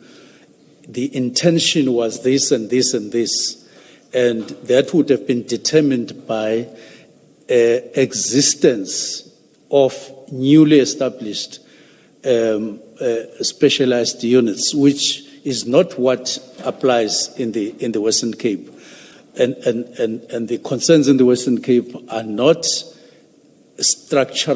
historically structural. It's just the way, it's just performance-based purely. So there are those differences. Yes, thank you, Minister. I hope you have your statement close by. Correct. Yes, and I would like to refer you to page 60 of your statement. You touched on this, I think yesterday morning. Yes. And I would like to refer you to paragraph 180, and that's where you quote the report of General Masemola of the 22nd January 2025. 180. 180, paragraph 180 at page 60. Oh, yes, I have it. And I think you read part of that into Yes. the record. Correct. That quotation starts with General Masemola. I think it was in response to a parliamentary question. No, it is taken from the preliminary report. Yes. Thank you for the correction. And the first sentence reads, the task team has undeniably achieved and far exceeded the purpose for which it was established. I'll stop there. Do you agree or you disagree with that statement? I agree with the statement. And I'm cautious in doing so because of what the chair of the commission said yesterday in another context. Okay. Who said, you go and disestablish via your directive, but you didn't know at that time that on the 22nd you would receive a report that was like this. I accepted that, but I knew that internally I did have this thing that when I wrote the directive, yes, I didn't have this report. I conceded that. But I did say that I am from KZN. I am in the environment that PKTT is in and SAPS are in relation to KZN. I'm aware of certain things. One of that is that political killings have since gone down, particularly from 2023 in KZN. And it was in that part. So it is in that context that I'm saying I agree with that statement that by and large they have achieved. Violence in relation to political killings has gone down, and PKTT or NPKTT has been a factor among other factors. As I would have indicated, but I agree with the statement. Okay, thank you. Before I get to my next point, and it's because you've done this a few times, I think all the witnesses that have appeared before the Commission as an abbreviation called the task team PKTT, I note in your statement, and you just corrected yourself once again, you add an N before the PKTT. And I think yesterday in engagement with the chair, you explained that it's a national political killings task team. Where does the N come from, regardless of where it was established or by whose instruction? Is there a document perhaps I can turn to where I will see it referred to as the NPKTT, or it's only in your lexicon? There are documents, not a document. Okay. If you read page 61. Yes. Of the same report that we are in, that conclusion of the National Commissioner. Yes. paragraph 182. It says, what is evident from the disbandment report, or it's me who is writing NPKTT. No, yes. Roman figure 5 up there in the conclusion on the same page, 61. National Commissioner says the current capacity of the National Task Team. Yes. This is the document that you are talking about. There are other various documents. There is a memorandum which was written a month after I took leave, I suppose, in August, written by Provincial Commissioner Mchunu. And before that, there's another document which had been written by Lieutenant General Khumalo. Both of them refer to this team as National Task Team. Yes. So it's actually, in essence, a national political killings task team. But people get shortcuts and PKTT, but it's interchangeably used. But it's not me who introduced the N. Okay. I don't know if you heard the evidence of General Mkhwanazi and I think General Masimula, I speak under correction, whether he specifically dealt with this point. And beyond that, I think it was General Dimpane, but that was in a different context. It was at the ad hoc. But General Mkhwanazi made the point that the PKTT was one of 11 task teams that are funded from the national budget. And he indicated there are other task teams, but these 11 are national. And that's how I at least understood them to draw the distinction between the 11 and all other task teams in the country. So it is not the only national task team. It's one of 11. Is that your understanding as well? Correct. So the addition of the N to that acronym is just simply to indicate that it's one of the 11, not that it doesn't speak to who established it and therefore who can disestablish it. The reference to it being national, it's not in that context. Not necessarily, but in a way it is so, because the budget, it indicates that the budget comes, it confirms, in other words, that the budget comes from there, and leadership of the National Political Killings Task Team, like in other national task teams, come from national. The leadership comes from national office. I don't understand. Please assist. Well, of the NPKTT, the head of NPKTT is based at National Headquarters of Police. But that's a recent appointment, I think 2 years ago, and he had been the head of PKTT all along, actually since its inception in 2018. Yes, it confirms that what I'm saying, that the head of NPKTT has always come from, has always been a national figure or person. Is that factually correct, Minister? Factually correct.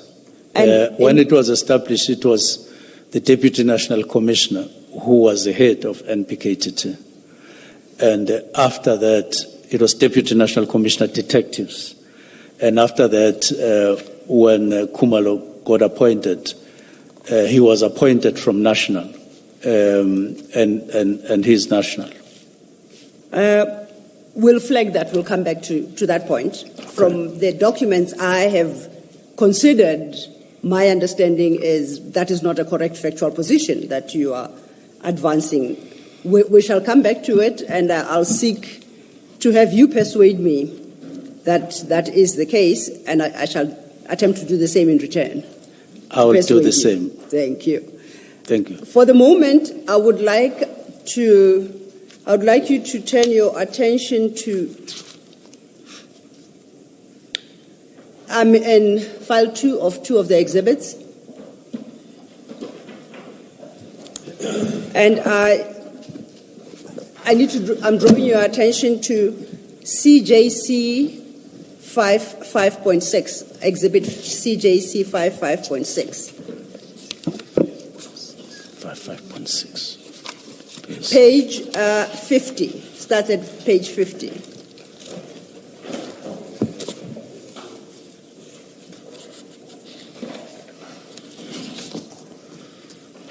Thank you, I have it. At page 50,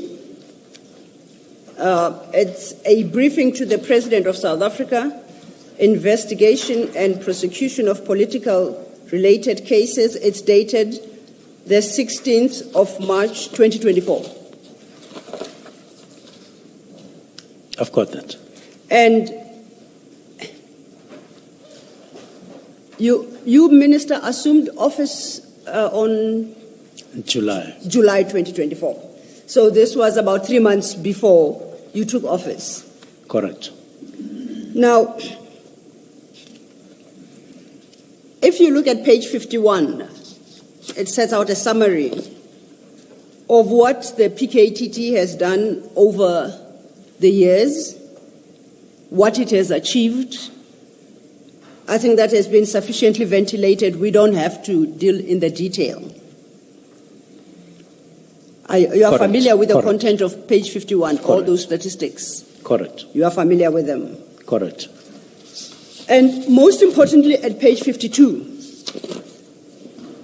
is a map of KZN depicting the hotspots regions on politically related cases. And as you would know,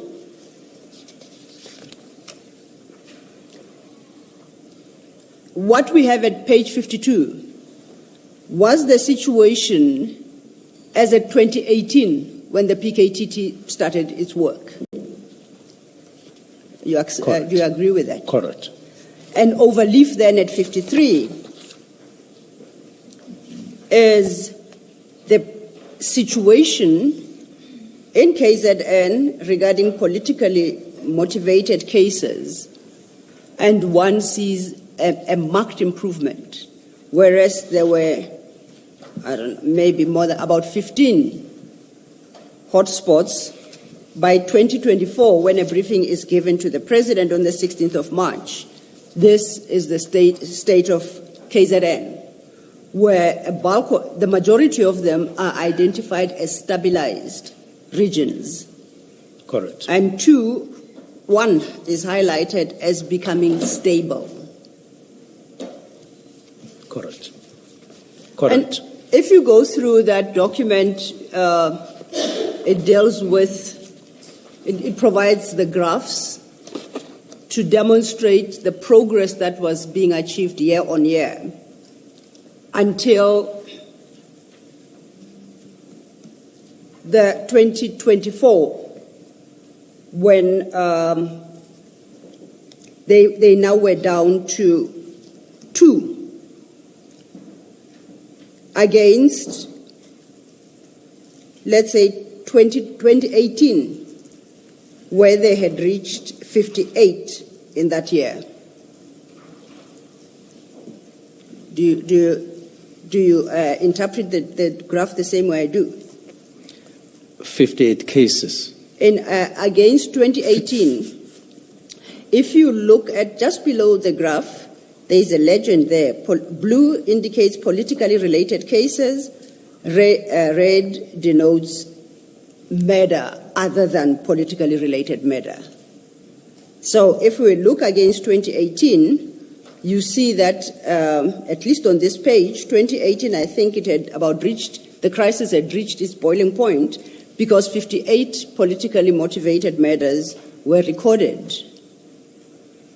And the last entry there of 4 and 2, respectively, green and blue, denotes that by 2024, 4 had been registered. And I say this speaks to the previous slide that demonstrates progress achieved over the 7-year period. You don't take issue with that graph, do you? No issue, except to say you seem to be reading those figures as matters, whereas there are cases in the top squares. Matters are only below.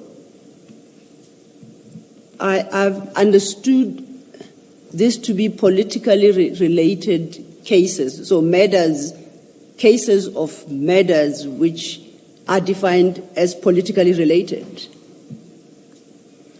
Am I misreading the graph? Well, I know that when they write cases, sometimes they distinguish, maybe here they don't distinguish between murder, is cases murder or attempted murder. Oh, in that context? In that context. So, Minister, please make that point with reference to the graph for me to follow. I thought that when in the squares below, when they say total cases 2011 to 2015, it's 11 cases. All of those cases were murder cases. And when you go to 2016, there were 49 cases, 32 of which were actually murders. And then it goes on like that. This is what I was checking whether were one there. That's my interpretation. Advocate Sello, I think where the minister was, your reference to 2018 figures, you had said 58 murders. And the minister's point was that his reading of that graph is that there were 58 politically related cases, but 14 murders. Of which the 14 were murders? Yes. That's the interpretation he attaches. So in other words, it was not 58 murders. Okay. I will flag that because there are quite a number of documents here, and I'll come back to the issue to demonstrate, or at least to seek to demonstrate that my interpretation of it is correct. And if it is wrong, I will readily concede. Thank you, Minister. The Minister pointed it out to me. I was suggesting that during the adjournment, I will re-look at the documents that I have here to test that understanding. And if I am wrongly reading the graph, I will readily concede. But for the moment, then, I ask us to turn to page 55.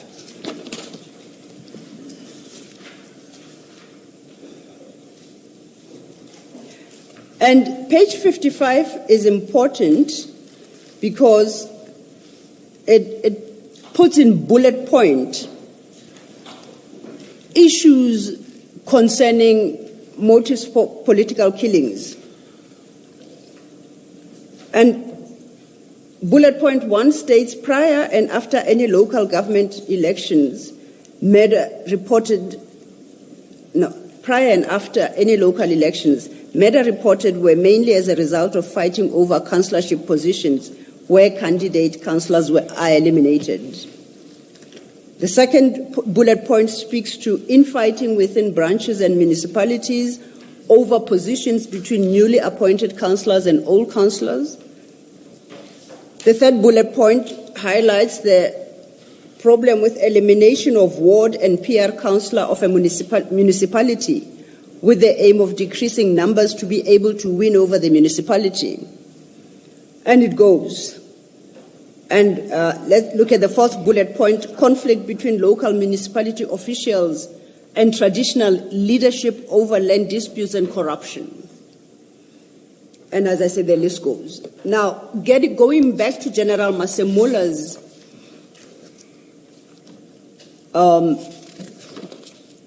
conclusion, as you quoted in your statement, that the task team has exceeded the purpose for which it was established, I interpret that to mean that the issues listed in this page 55 that give rise to high incidence of politically motivated murders are successfully managed and under control. Is that your understanding as well? Correct. And not that they have been eliminated. Correct. So, if the task team has been this successful, why disband it in circumstances where, if one of the main contributors are the elections, why disband it where almost every 3 years we are either having national elections or local elections? So elections play a significant role in what spikes up politically related killings in KZN. Would it be wise to disband completely or to retain a force to ensure no further flare-ups? That question, Commissioners, take me directly to what the intention was, as opposed to a strong word, disband. It's integration, it's reconfiguration of PKTT, drafting the National Commissioner. Just to make an example with an unrelated topic, when he was making submissions after, even from the 22nd, speaks about the National Political Killings Task Team being absorbed into serious and violent crimes. So if you look at it practically, the actual intention, all the time, it has been you transform, you absorb, because you have established a specialized task or you have established a specialized unit. Take what you have been doing in the PKTT, absorb it here. You are not throwing it away. You are not firing people. So that question is answered by practically what would happen. Practically what would happen is less of disbandment than actual absorption. That's the actual real issue that we were dealing with. But would you accept, though, that even on that scenario, the focus on political killings would then be lost?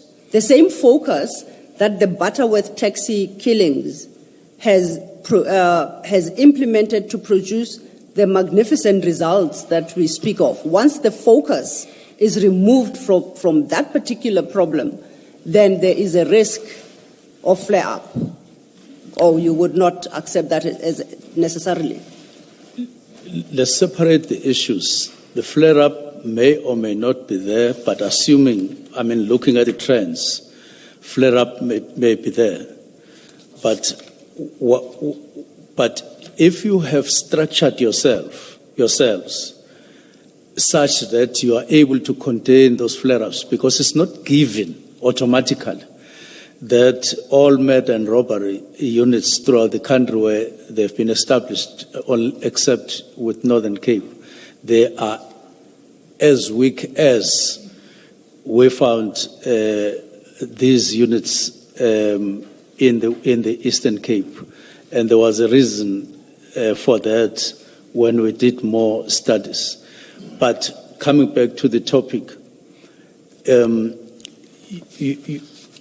in KZN, you have serious and violent crimes, and under that, you have murder and robbery.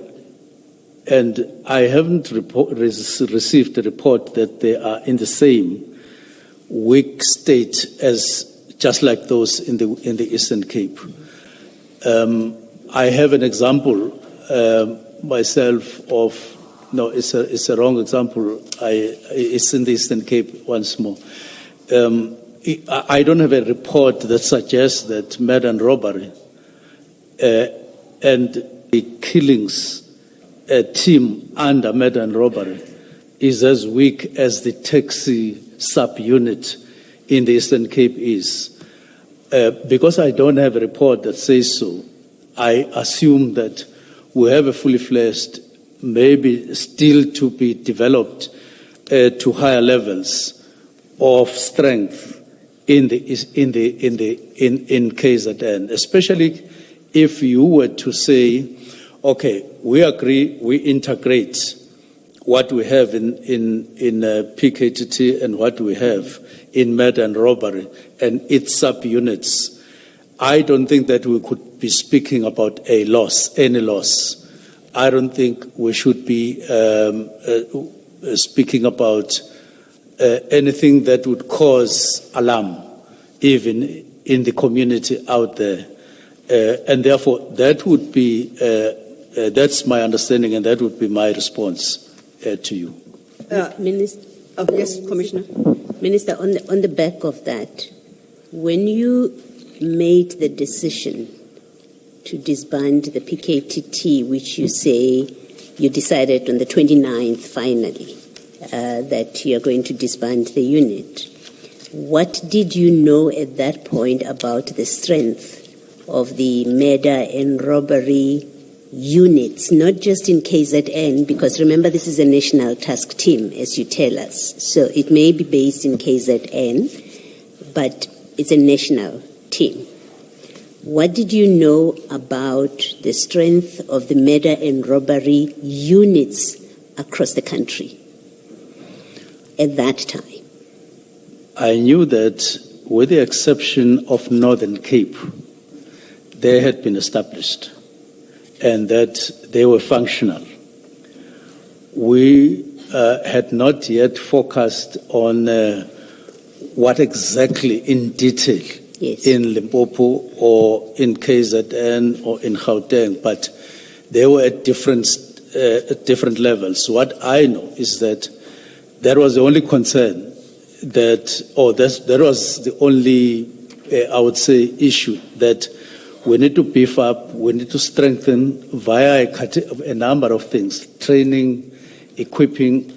Myself, I was even talking about what we ended up doing in the structure itself, a new division, separate division from what's combined in Vispol, so that even those specialized units, you back them up, especially in the 4 provinces, because even by that time, December, I thought I had come to quite a satisfactory level of understanding the trends of violent crimes, especially in the 4 provinces. So I may not have known in detail, but I knew they exist in terms of reports that were presented. Yes, you knew they existed.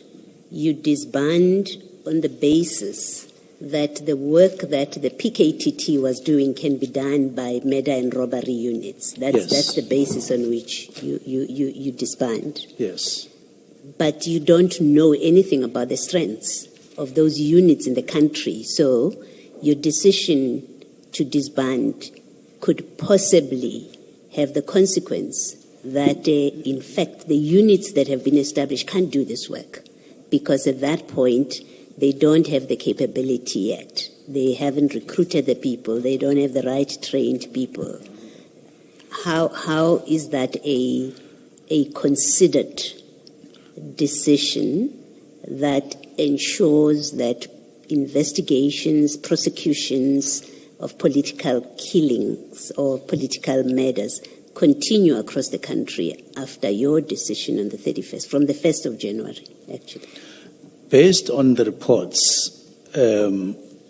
especially when we reviewed the structure with officials confirming that they exist, and it was actually written down,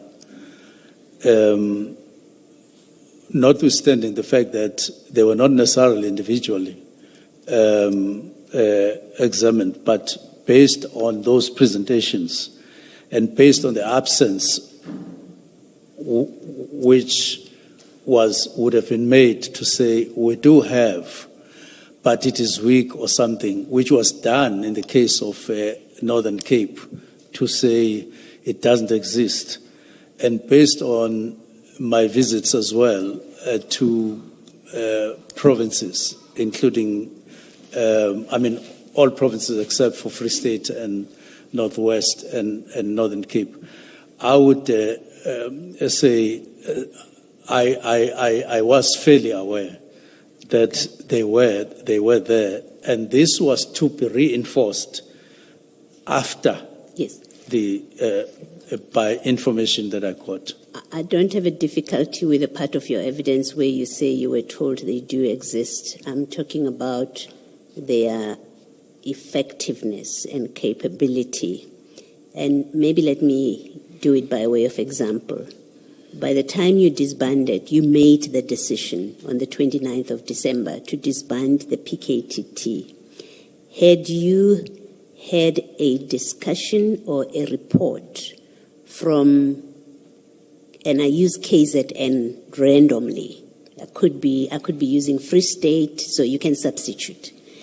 Had you had a report from KZN about the capabilities of their murder and robbery unit, their strength, their capability, and a general ability to deal with political killings? And when I say KZN, I'm asking the same question about Limpopo, Gauteng, Mpumalanga. Had you received any of those reports about their ability from the provinces themselves? Now, I would say initially, when we were doing the review of the structure, we did receive a report of their existence. Now, we're talking beyond that. Now, we went to provinces, including KZN, including Limpopo, including Gauteng. We did find out and saw people that they are in murder and robbery. We did receive those additional reports. But I do want to say it was not necessarily to say we're in KZN today to examine just one unit, that is support services, for instance, or VISPOL. It was not in that particular fashion, but we were satisfied with I was satisfied with the report of existence and what I had received, or we had received when we visited those particular provinces. But I do want to add, not necessarily with a view to wanting to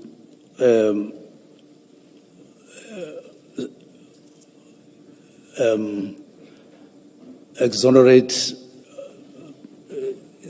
myself from that scrutiny by saying that even despite the fact that we had not gone into detail about what was happening, you remember that we were arguing yesterday that the letter of disbandment still called for preliminary report. And indeed, when that report came, it did say, even though it had not come when we reported, it came later on the 22nd, it says, the National Political Killings Task Team in KZN would be absorbed into serious and violent crimes in KZN, which was evidence that it is known to exist. It may be at that strength or at another strength. Maybe let me conclude it because I'm trying to understand what your answer is to my question. I'm going to ask it differently. Yes. Is there a record in the SAPS or in the ministry which shows whether it's a minute of a meeting or a report which shows that before you made the decision on the 29th of December, you were provided with information by the provinces about their readiness, which led to your decision that they are ready and able to take over, that murder and robbery in those provinces is ready and able to deal with the work that the political killings task team was doing? I'm asking that kind of simple question. That do we have verifiable evidence that you were provided with that information and you had that information when you made your decision that it is not necessary to have the PKTT because our murder and robbery units across the country are sufficiently capacitated at that stage to take over this important function?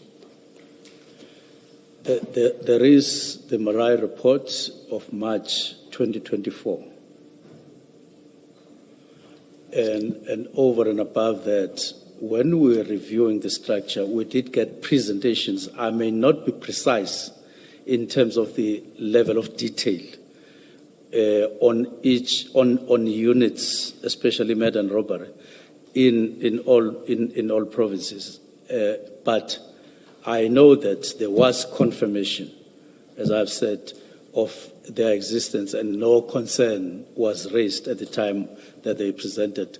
There was a feeling that, or there were presentations that said, we do have... Minister, I don't quarrel with their existence, and it's not my question. My question is not whether you satisfied yourself that they existed. It's not that. It's a completely different question. It is, you satisfied yourself because of information given to you that those units across the provinces are in a position to carry on the work that was being done by the PKTT. That's what I'm asking. But you've referred to the Marai report, so I'll leave it to Ms. Sillo to talk us through the Marai report and point us to where it says that. Thank you. And also to when we're reviewing the structure. Thank you. Thank you, Ms. Sillo. Thank you, Commissioner.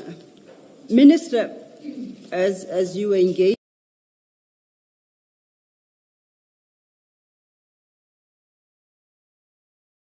with Commissioner Baloyi, I went back to check on the graph. Remember the graph we had put up? And the correction you made. That is CJC 55.6 at page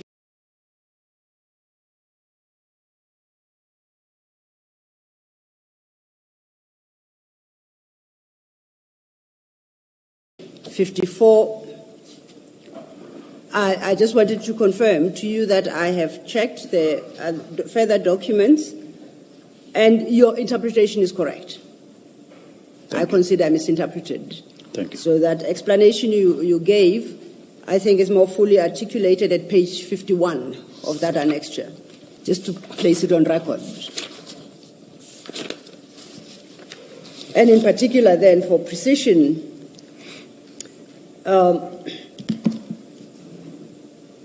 at bullet point 5,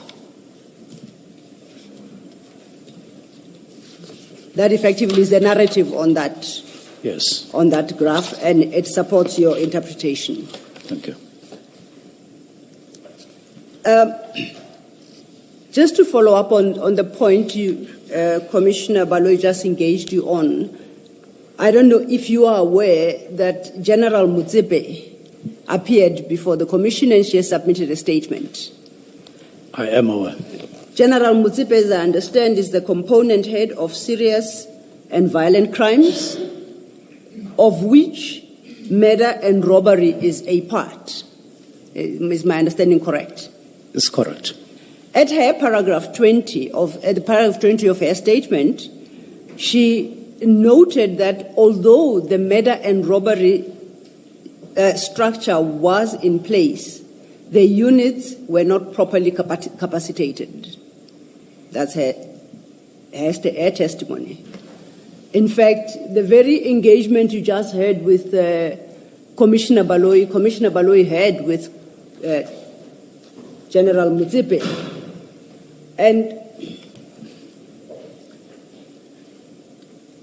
during her testimony on the 17th of November 2025, Commissioner Baloyi asks of General Motsepe,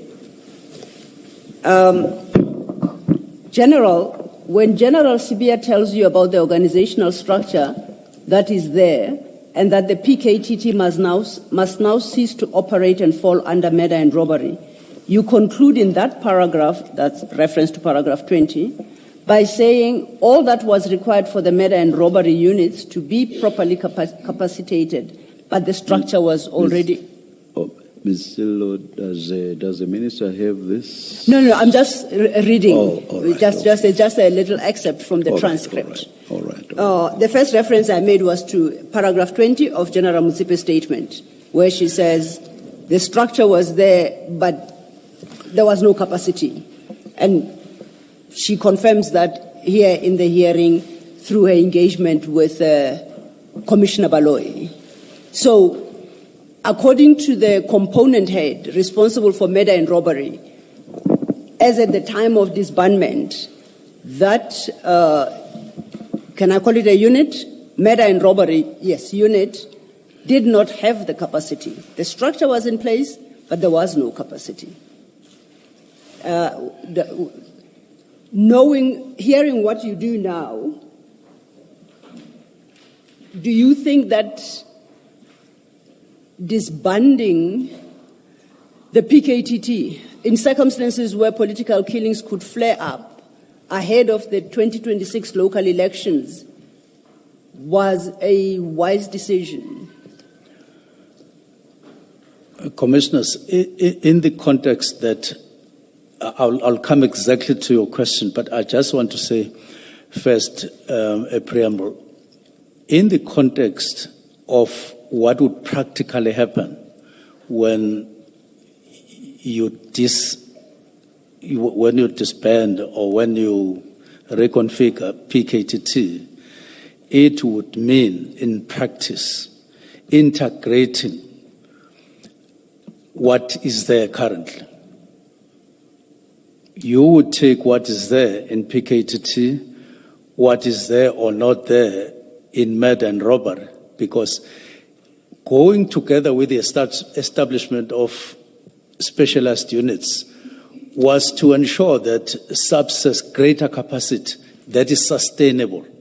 So there is nothing preventing me from saying, yes, General Motsepe, component head, may have said that, but if in the process of integrating, you were not going to throw people and they become unemployed and all of that, you were going to integrate them.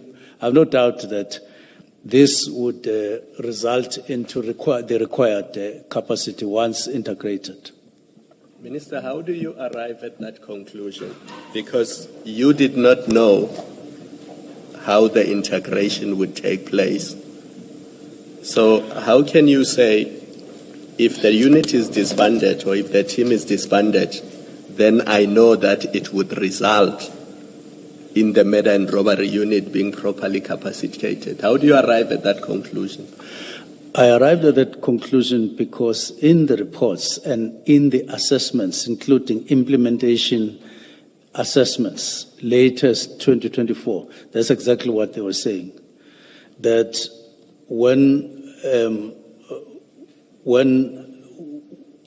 we fully establish serious and violent crimes, that's why they even wrote qualification levels of people who must be recruited or whatever in the murder and robbery. Everything was there.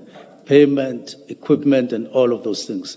So reading that report, I know police knew what it would take to establish, and they had it written down and assessed twice.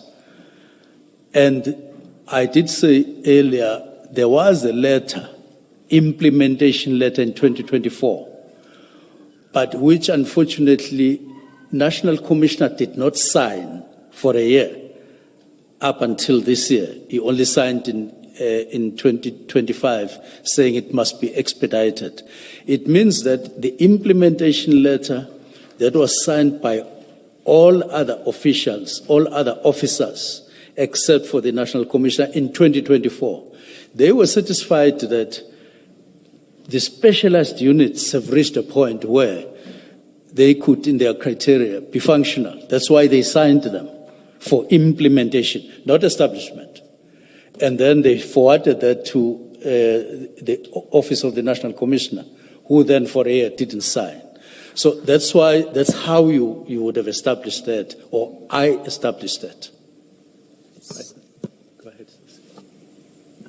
So the implementation contemplates that there would be recruitments, for example, of people who meet certain criteria, right?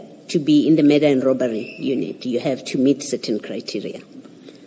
You don't have, there's no information before you when you make the decision on the 29th that everyone that's in the PKTT meets that criteria. You didn't have that information, right? In the PKTT? Yes.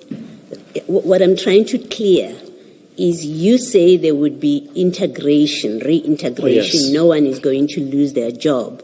And the impression it creates, Minister, and I don't know if that's the impression you're seeking to create, the impression it creates is that after you made your decision and instructed, from the 1st of January, everyone who was in the PKTT will neatly be slotted into the murder and robbery unit so that skill and experience would not be lost. That's the impression that your evidence is giving. Is that what you intend when you say they would be integrated and nobody will lose their jobs? Is that the impression you're seeking to create? That's correct. But that cannot be correct for two reasons. You don't know the qualifications of the people who are in the PKTT, whether they meet the requirements, the implementation requirements, as at the 1st of January. You have absolutely no idea about that. So you can't say to us, you knew that the people in the PKTT would all be integrated into the murder and robbery. You couldn't say that because you know nothing about their qualifications. But I know that there is a report signed by all officials up to Deputy National Commissioner in 2024, signed for implementation. Okay. I know that. Okay. And there's nothing that makes me doubt that all of these officials would have signed something that they were not satisfied is at the level that is required in terms of the prescripts of the work study before. But two, when National Commissioner signs in June 2025 now, so it's after my letter, he simply says it must be expedited. It doesn't say there must be any other thing. He says implementation must be expedited, which when I read that, I assumed that he knew what he was doing, meaning that what had been signed in 2024 would be something that exists. It would be based on something that exists to their satisfaction up to Deputy National Commissioner. So what we know is what the National Commissioner approves includes that expedite the recruitments, capacitating these units. That's part of it, right? We know that's what he's signing for. My point is, when you disband with immediate effect on the 1st of January, and please don't focus on immediate for now. Okay. It's a separate conversation altogether. You say people would be integrated into the murder and robbery unit. The simple point I'm making is, or that I'm seeking to establish with you, is that as of the date of your instruction, you don't know, Minister, sitting there at that time as you sign this letter and you send it off, you don't know whether your PKTT people will be integratable into the murder and robbery units in their different provinces. You don't know that? No, I know it, Commissioner, Okay. because it was made abundantly clear during orientation what would need to happen. Okay, we can leave it at that. That's your answer. Can I put to you that, well, General Sibiya seemed to have understood things differently because he gave an instruction that everybody must just go back to their old stations. Every one of PK, that's what he said. His instruction is, so you seem to have had a different idea that people will be seamlessly integrated into the murder and robbery unit, but your divisional, your deputy National Commissioner for Detectives, I think that's what he is. His instruction is everyone who was in the PKTT, go home, go back to your stations. That's not to integrate them into the murder and robbery units in their provinces. So it seems you and General Sibiya had different ideas about this. And for me, that's part of the problem that naturally follows from a failure to speak to your managers about your intention and how you see it playing out. That here's my thinking about it. You just gave an instruction, you let them execute. Well, Sibiya does what he thinks is best. He calls for dockets, and then he says to people, go back to your stations. So their murder and robbery units in the provinces do not benefit from your decision on the basis of Sibiya's instruction. Now, the understanding that is written down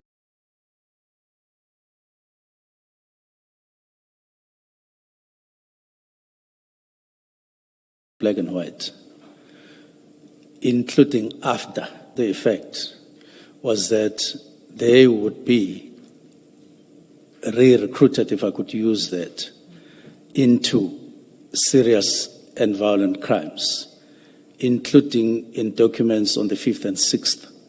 So this is now from the National Commission, not from Sibiya. What Sibiya subsequently says could loosely be interpreted as to say, if you were from Limpopo and you are in PKTT, in KZN, you would go back to your province, but to murder and robbery. Minister, no, we can't do that. Please don't do that. Sibiya's letter doesn't do that. It doesn't. It says, go back to your station. That's it. Please accept that's what it says. Let's not try and reconstruct it. He may come back. He will come and testify. Maybe he'll tell us what his intention was, but you cannot. You can't interpret it to suit your evidence now. It's just wrong to do that. I understand, but my primary reliance is on the reports that we received, as I say, which indicate that members of PKTT would be absorbed into serious and violent crimes. Thank you, Minister. Thank you. Ms. Silo, I think I took you very far from the question you had. No. It's still within theme. It's quite okay. Thank you, Commissioner.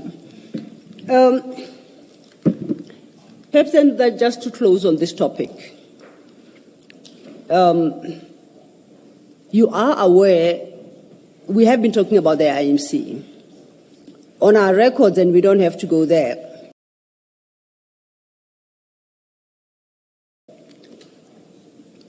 we have 8 minutes of the IMC meetings, which is the totality of number of meetings the IMC had, with the first being on the 21st of May 2018 and the last on the 5th of September 2023. I assume that you know that fact. Yes, correct. And I assume you know what the IMC discussed at each of those 8 meetings. Is it a fair assumption to make? Correct. And therefore, you will remember that at the meeting of the 21st of May 2018, which is the first meeting after the President has established the IMC, that the Premier of KwaZulu-Natal led the discussion about the problem in KZN, and that a presentation was made to the newly formed IMC. He was duly assisted in that regard by Major General Chilitsa. Now, I don't intend to go too deep into this meeting, just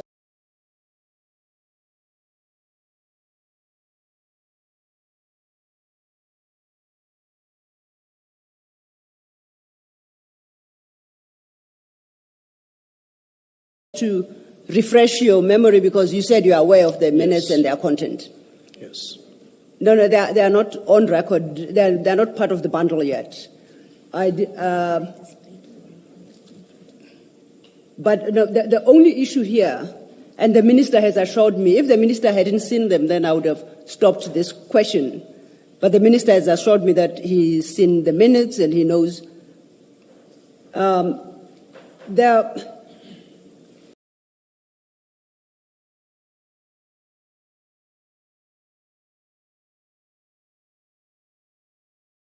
And that presentation, it is stated to the IMC that a task team was established in 2011 to find the causes of political killings. You are aware?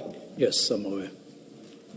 And I highlight that because I think earlier in your testimony you had said this IMC established the political task team. So that contention has got to be wrong. Because on its constitution, this IMC was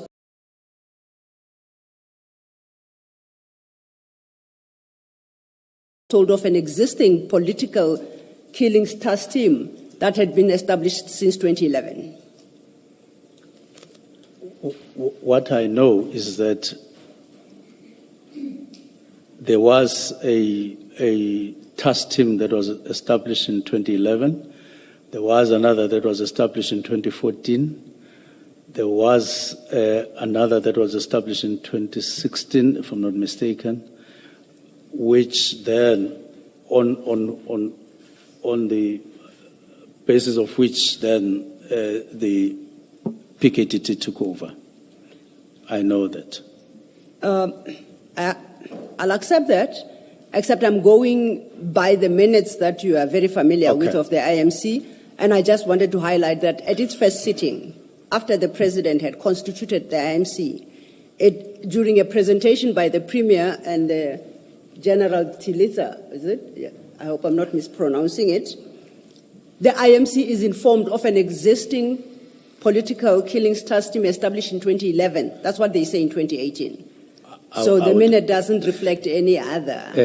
I accept that. Thank you. So then do you accept that any belief that the IMC, the 2018 IMC established the current PKTT is incorrect? No, it is correct. How? It is correct because it is the IMC in 2018 that took the decision to establish a mechanism in line with the instruction of the President, a mechanism to contain the situation. And yes, that's my statement. It is correct.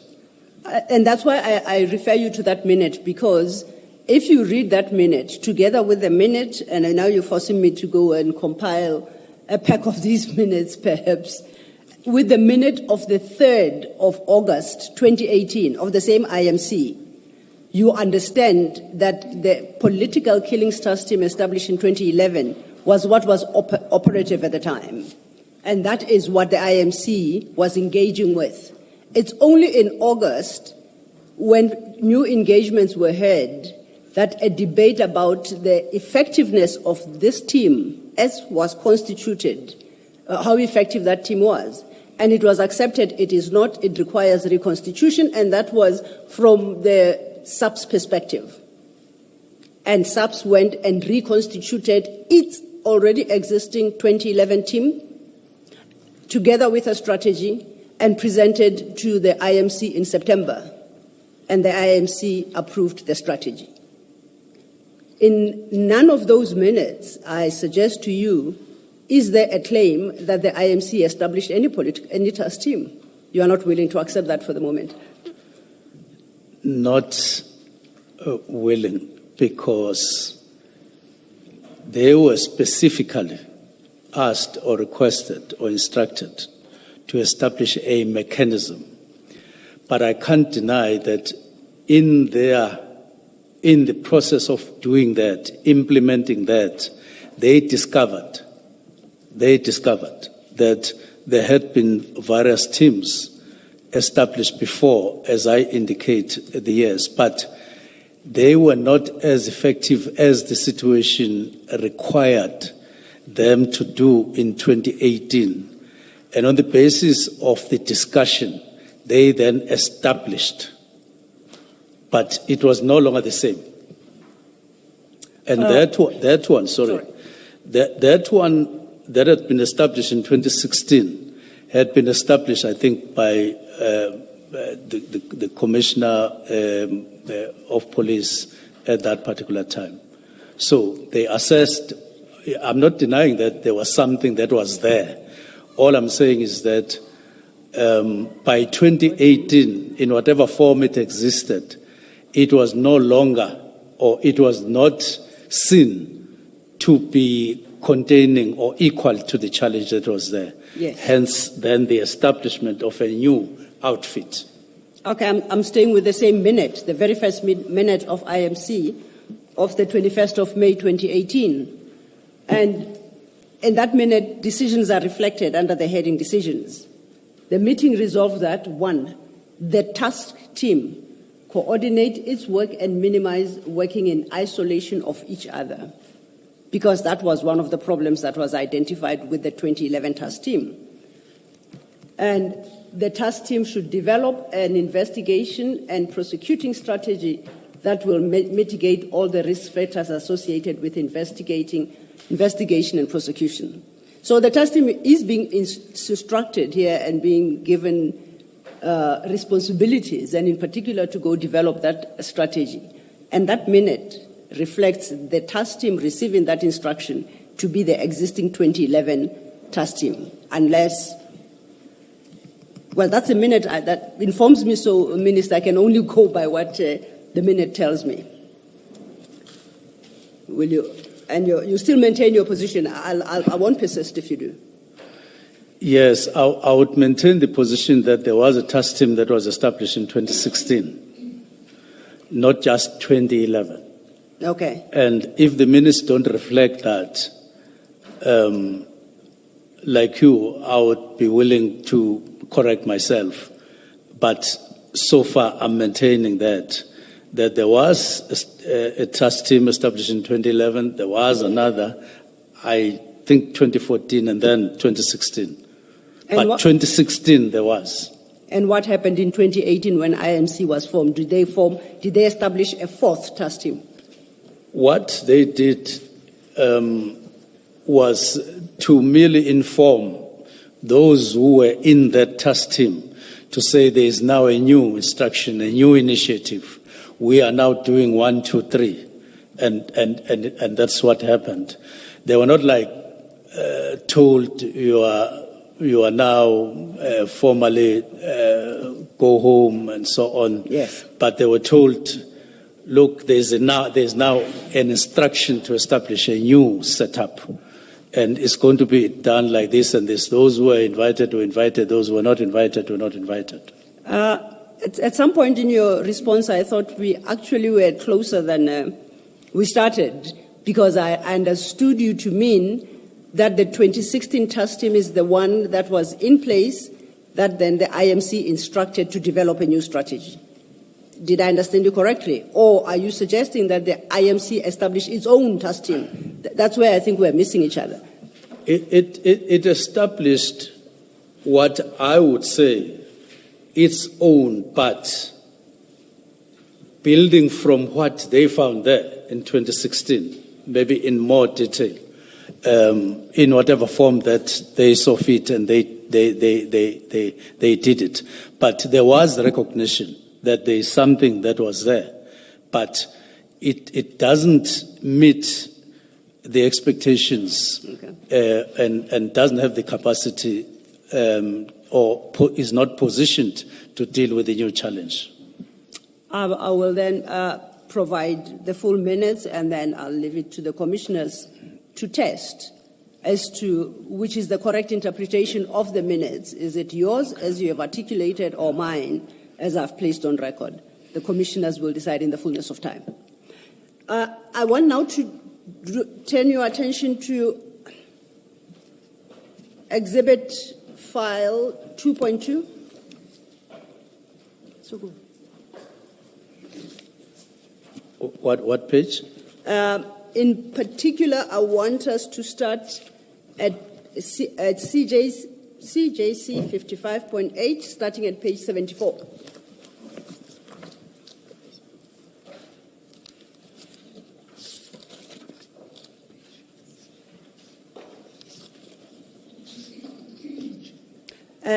Page 74. Now, from page 74, Minister,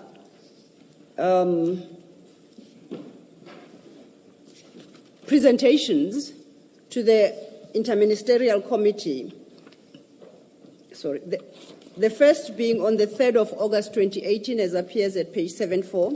They are quite extensive, and unfortunately, they are not individually marked. But if you go to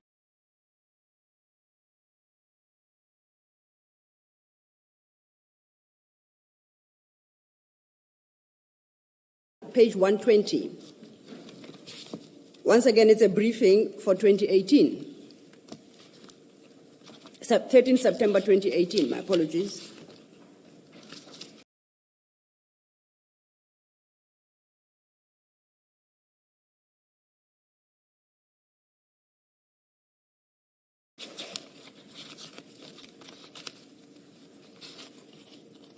Page 2. And if you go to page 142, it's for the 28th of March 2019.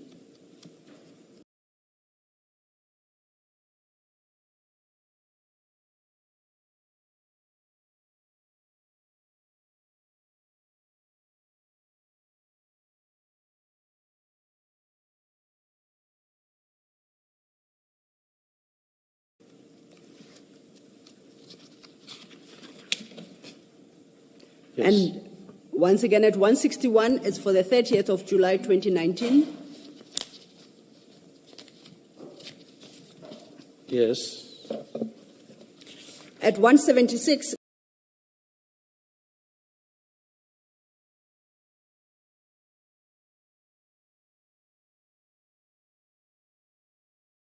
it's for 2nd of June 2021. Yes. And 196 is 2nd of February 2022. Yes. And the last one is page 211, 6 September 2023. Yes. They are very detailed briefing presentations with statistics and everything that I would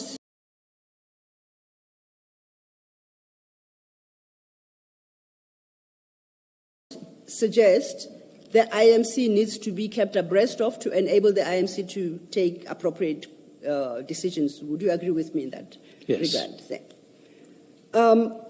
We don't have to consider the content because if you haven't, I apologize, but I think you assured the commissioners that you are familiar with the content of all these briefing documents. Yes. I want instead then to refer you to,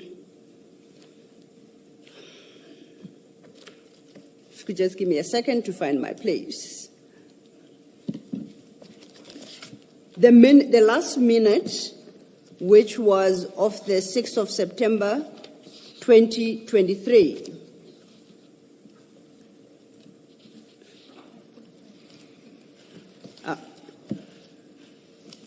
It's right here. Yes, and that is Exhibit CJC 55.5, and it starts at page 24 of the same file.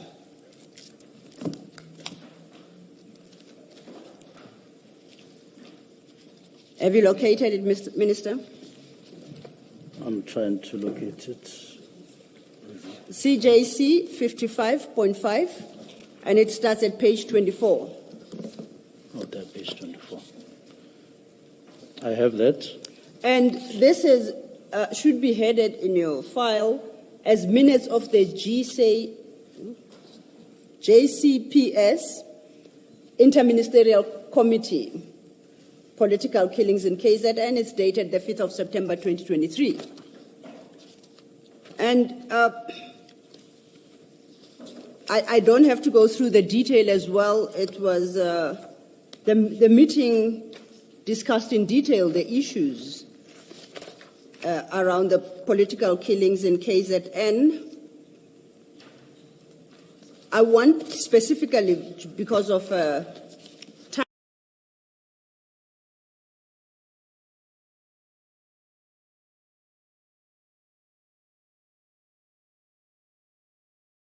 time, to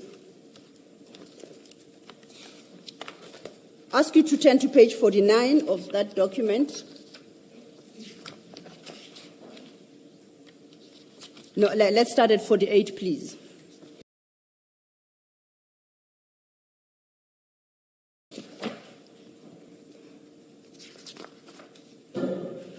And at this meeting of September 2023, which happened to be the last meeting before the 2024 elections, at 48 is a summary of various remarks by members of the IMC.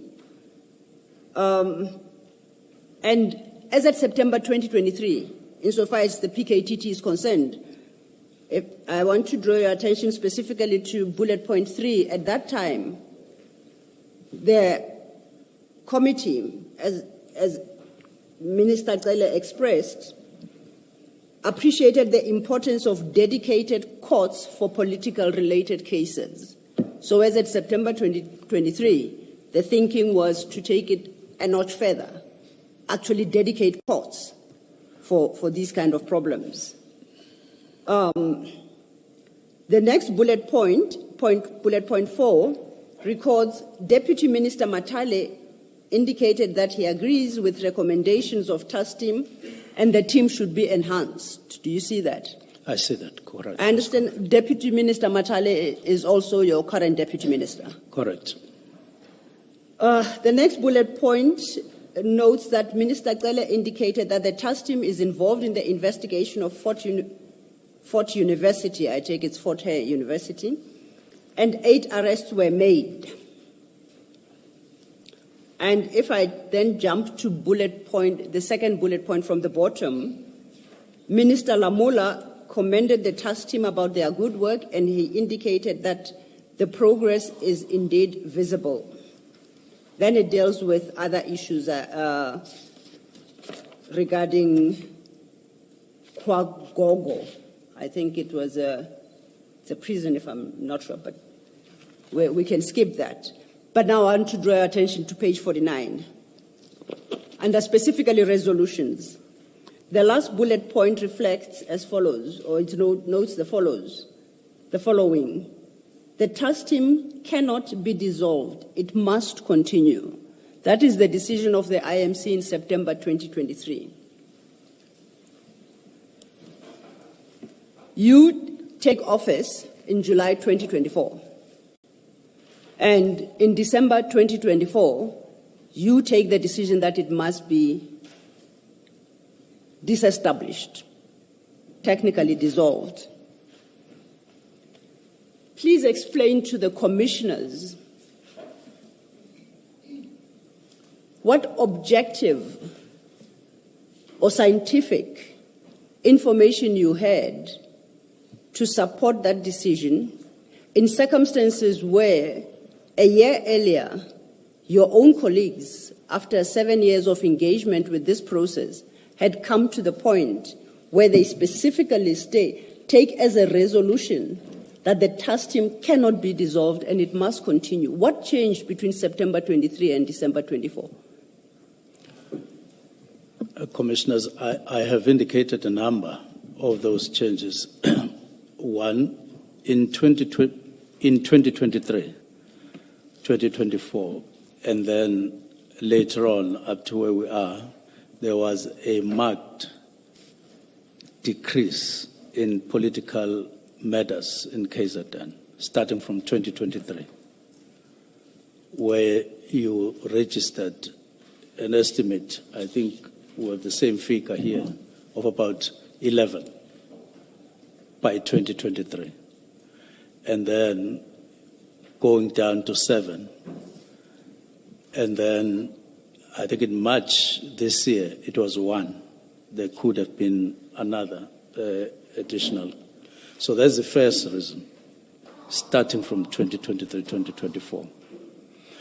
But the second one, I did indicate you are now in a position to implement that work study and processes that followed, and now reinforced by the review of the organogram, which is the exercise that we went into in 2024 and endorsed and even added new features to fight crime, murders. But we are now doing it with another perspective to say the problem in South Africa is murders. It's not, yes, you could categorize murders into political, but the call, the general call and the general outcry in South Africa is murders. It doesn't categorize whether of old people or young people, whether kunaloko or something that is distinct in the national call is murders of women and children. But generally, the call in the 7th administration, when we come in, it says reduce murders in South Africa. It doesn't say reduce political killings. It says murders. So we have to listen to that. It says the murders are the face of crime in South Africa. In other words, you have crime, all categories of crime, but the face that attracts everybody in the world and makes everybody fear for their lives and is murders, the rate of murder in South Africa, which is reflected by figures year on year. And at some point, I think 2023, 24, reaching 27,000, if not 27,800, something like that. And in KZN alone, reaching at some point 6,000 per annum. But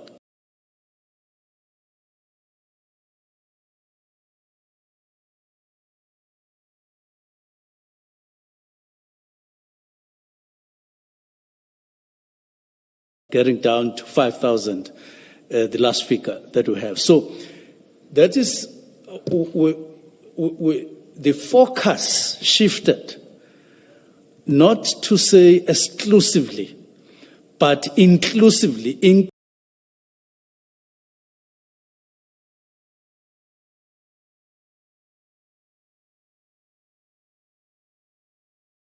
Inclusive of the figure that PKTT doesn't deal with, and that is the murder of people, which happens to be a way higher than those that the PKTT is dealing with. Now, we couldn't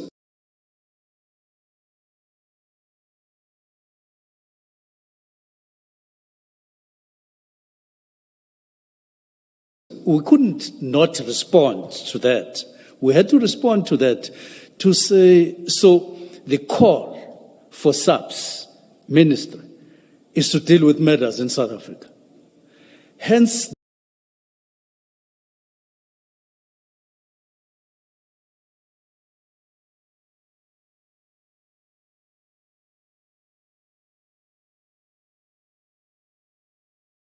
the meeting that we called, I think on the 21st, in Kiviskruol in Pretoria, just to deal with murders, just to deal with firearms, especially illegal ones, and just to deal with drugs. And I may as well add that meeting was followed up in June, but in relation to drugs and firearms. So there is that shift of emphasis in the new administration, which doesn't necessarily look down upon the resolution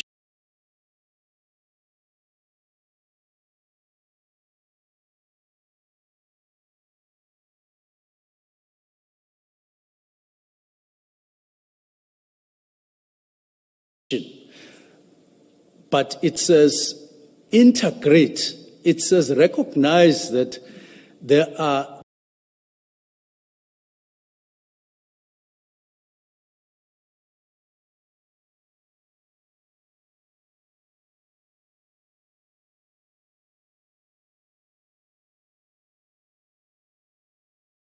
these people that fall outside political killings, so that the national clamor, the national focus should now be on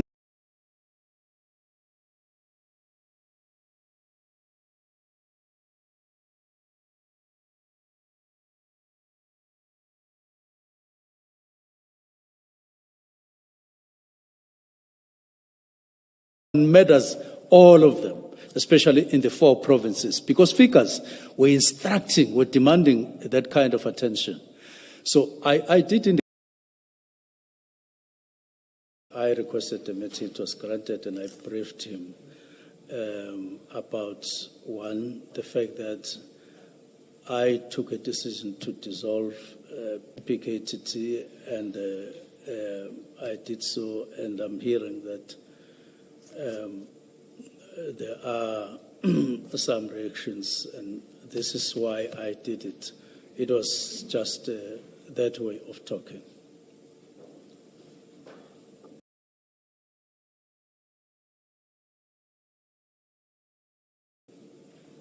Thank you, Commissioner. Sir, can I? Minister, I thought in your discussion with Mr. Ngugaitobi, you said that the first time you knew that there was unhappiness was with the media conference of the 6th of July. I know you referred to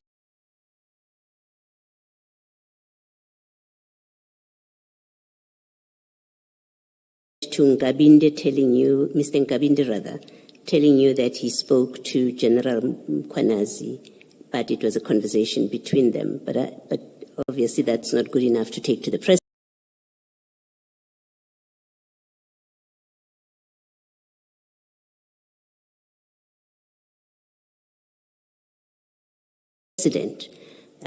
I thought your evidence is the first time you officially became aware of unhappiness is only in July.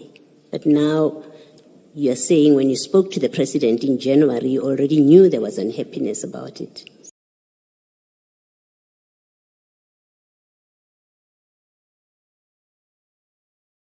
Sir, I'm confused. Maybe I misunderstood something in your evidence.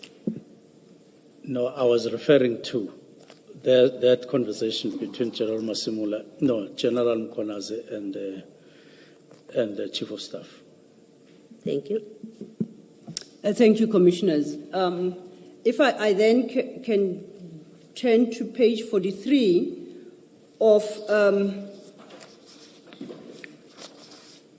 General Masemula's statement, annexure, I think we had it open already, exhibit, yes. And it's CJC 53.1 for the record, and at page 43.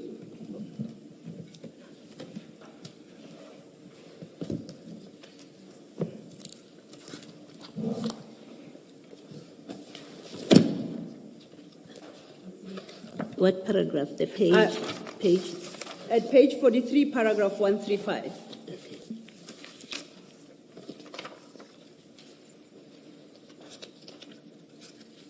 Ms. Silo, The page itself has 42, 42, and 43. I think it's the bigger number that appears on, I think it's a recycled document, unfortunately. So, but looking at the rest of the files. Maybe paragraph number? 135. Have you located the page and paragraph? Yes, Thank correct, you. correct. Paragraph 135 notes as follows. Well, it's a reference to the meeting of the 6th of March that you spoke to earlier, and I think you highlighted in your engagement with Mr. Ngugaitobi. If you go further down on that, in that paragraph, sixth line from the bottom, General Masemola explains that another presentation was then made on the 6th of March. Remember, we had looked at SFM 11, but this time he says the presentation is SFM 12. And he continues, after Lieutenant General Khumalo presented the briefing note to the minister, the Deputy National Commissioner of Policing and I were in favor of the plan, which, as we understand it, is an improved plan from the previous one of the phase-out approach. But the Deputy National Commissioner of Crime Detection, Lieutenant General Sibia, and the Chief of Staff of the Minister of Police, Mr. Nkabinde, were against the plan. They were in favor of immediate disbandment. And over leaflet 44, paragraph 136,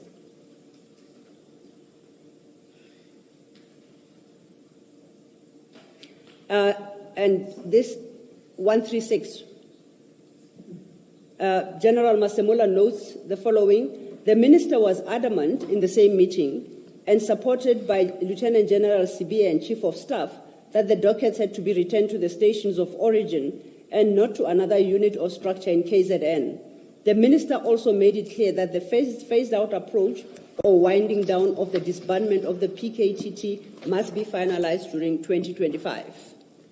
Now, I just read out the testimony of General Masemola to point out to you that, Minister, it cannot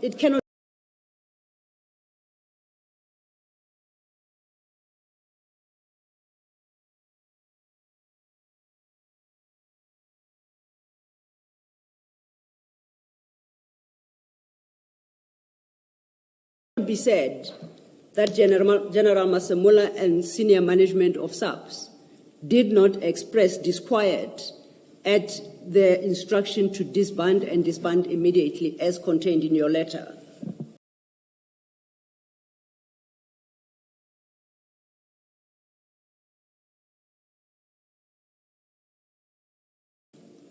Because I had thought that you had reached agreement with Mr. Ngugaitobi that you were wholly unaware that there was resistance or lack of support for your directive. Do you have a comment?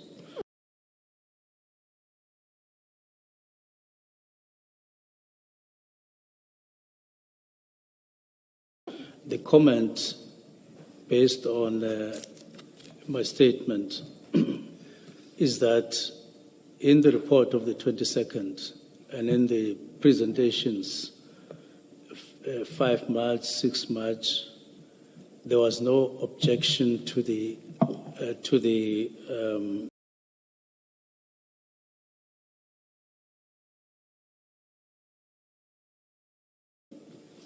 directive. And how National Commissioner made his presentation of a phased approach and all of that was not to say, or didn't amount in any way to saying we're against the directive. All it did was to say we propose that it be done in this particular way. And therefore, I was agreeable to that. As I indicated that any response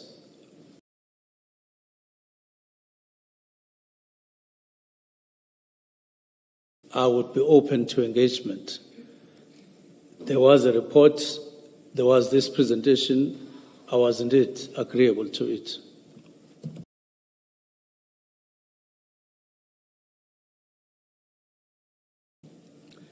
Thank you, Minister. I want then to move on to the next point that Mr. Ngukabitobi covered with you, and this is the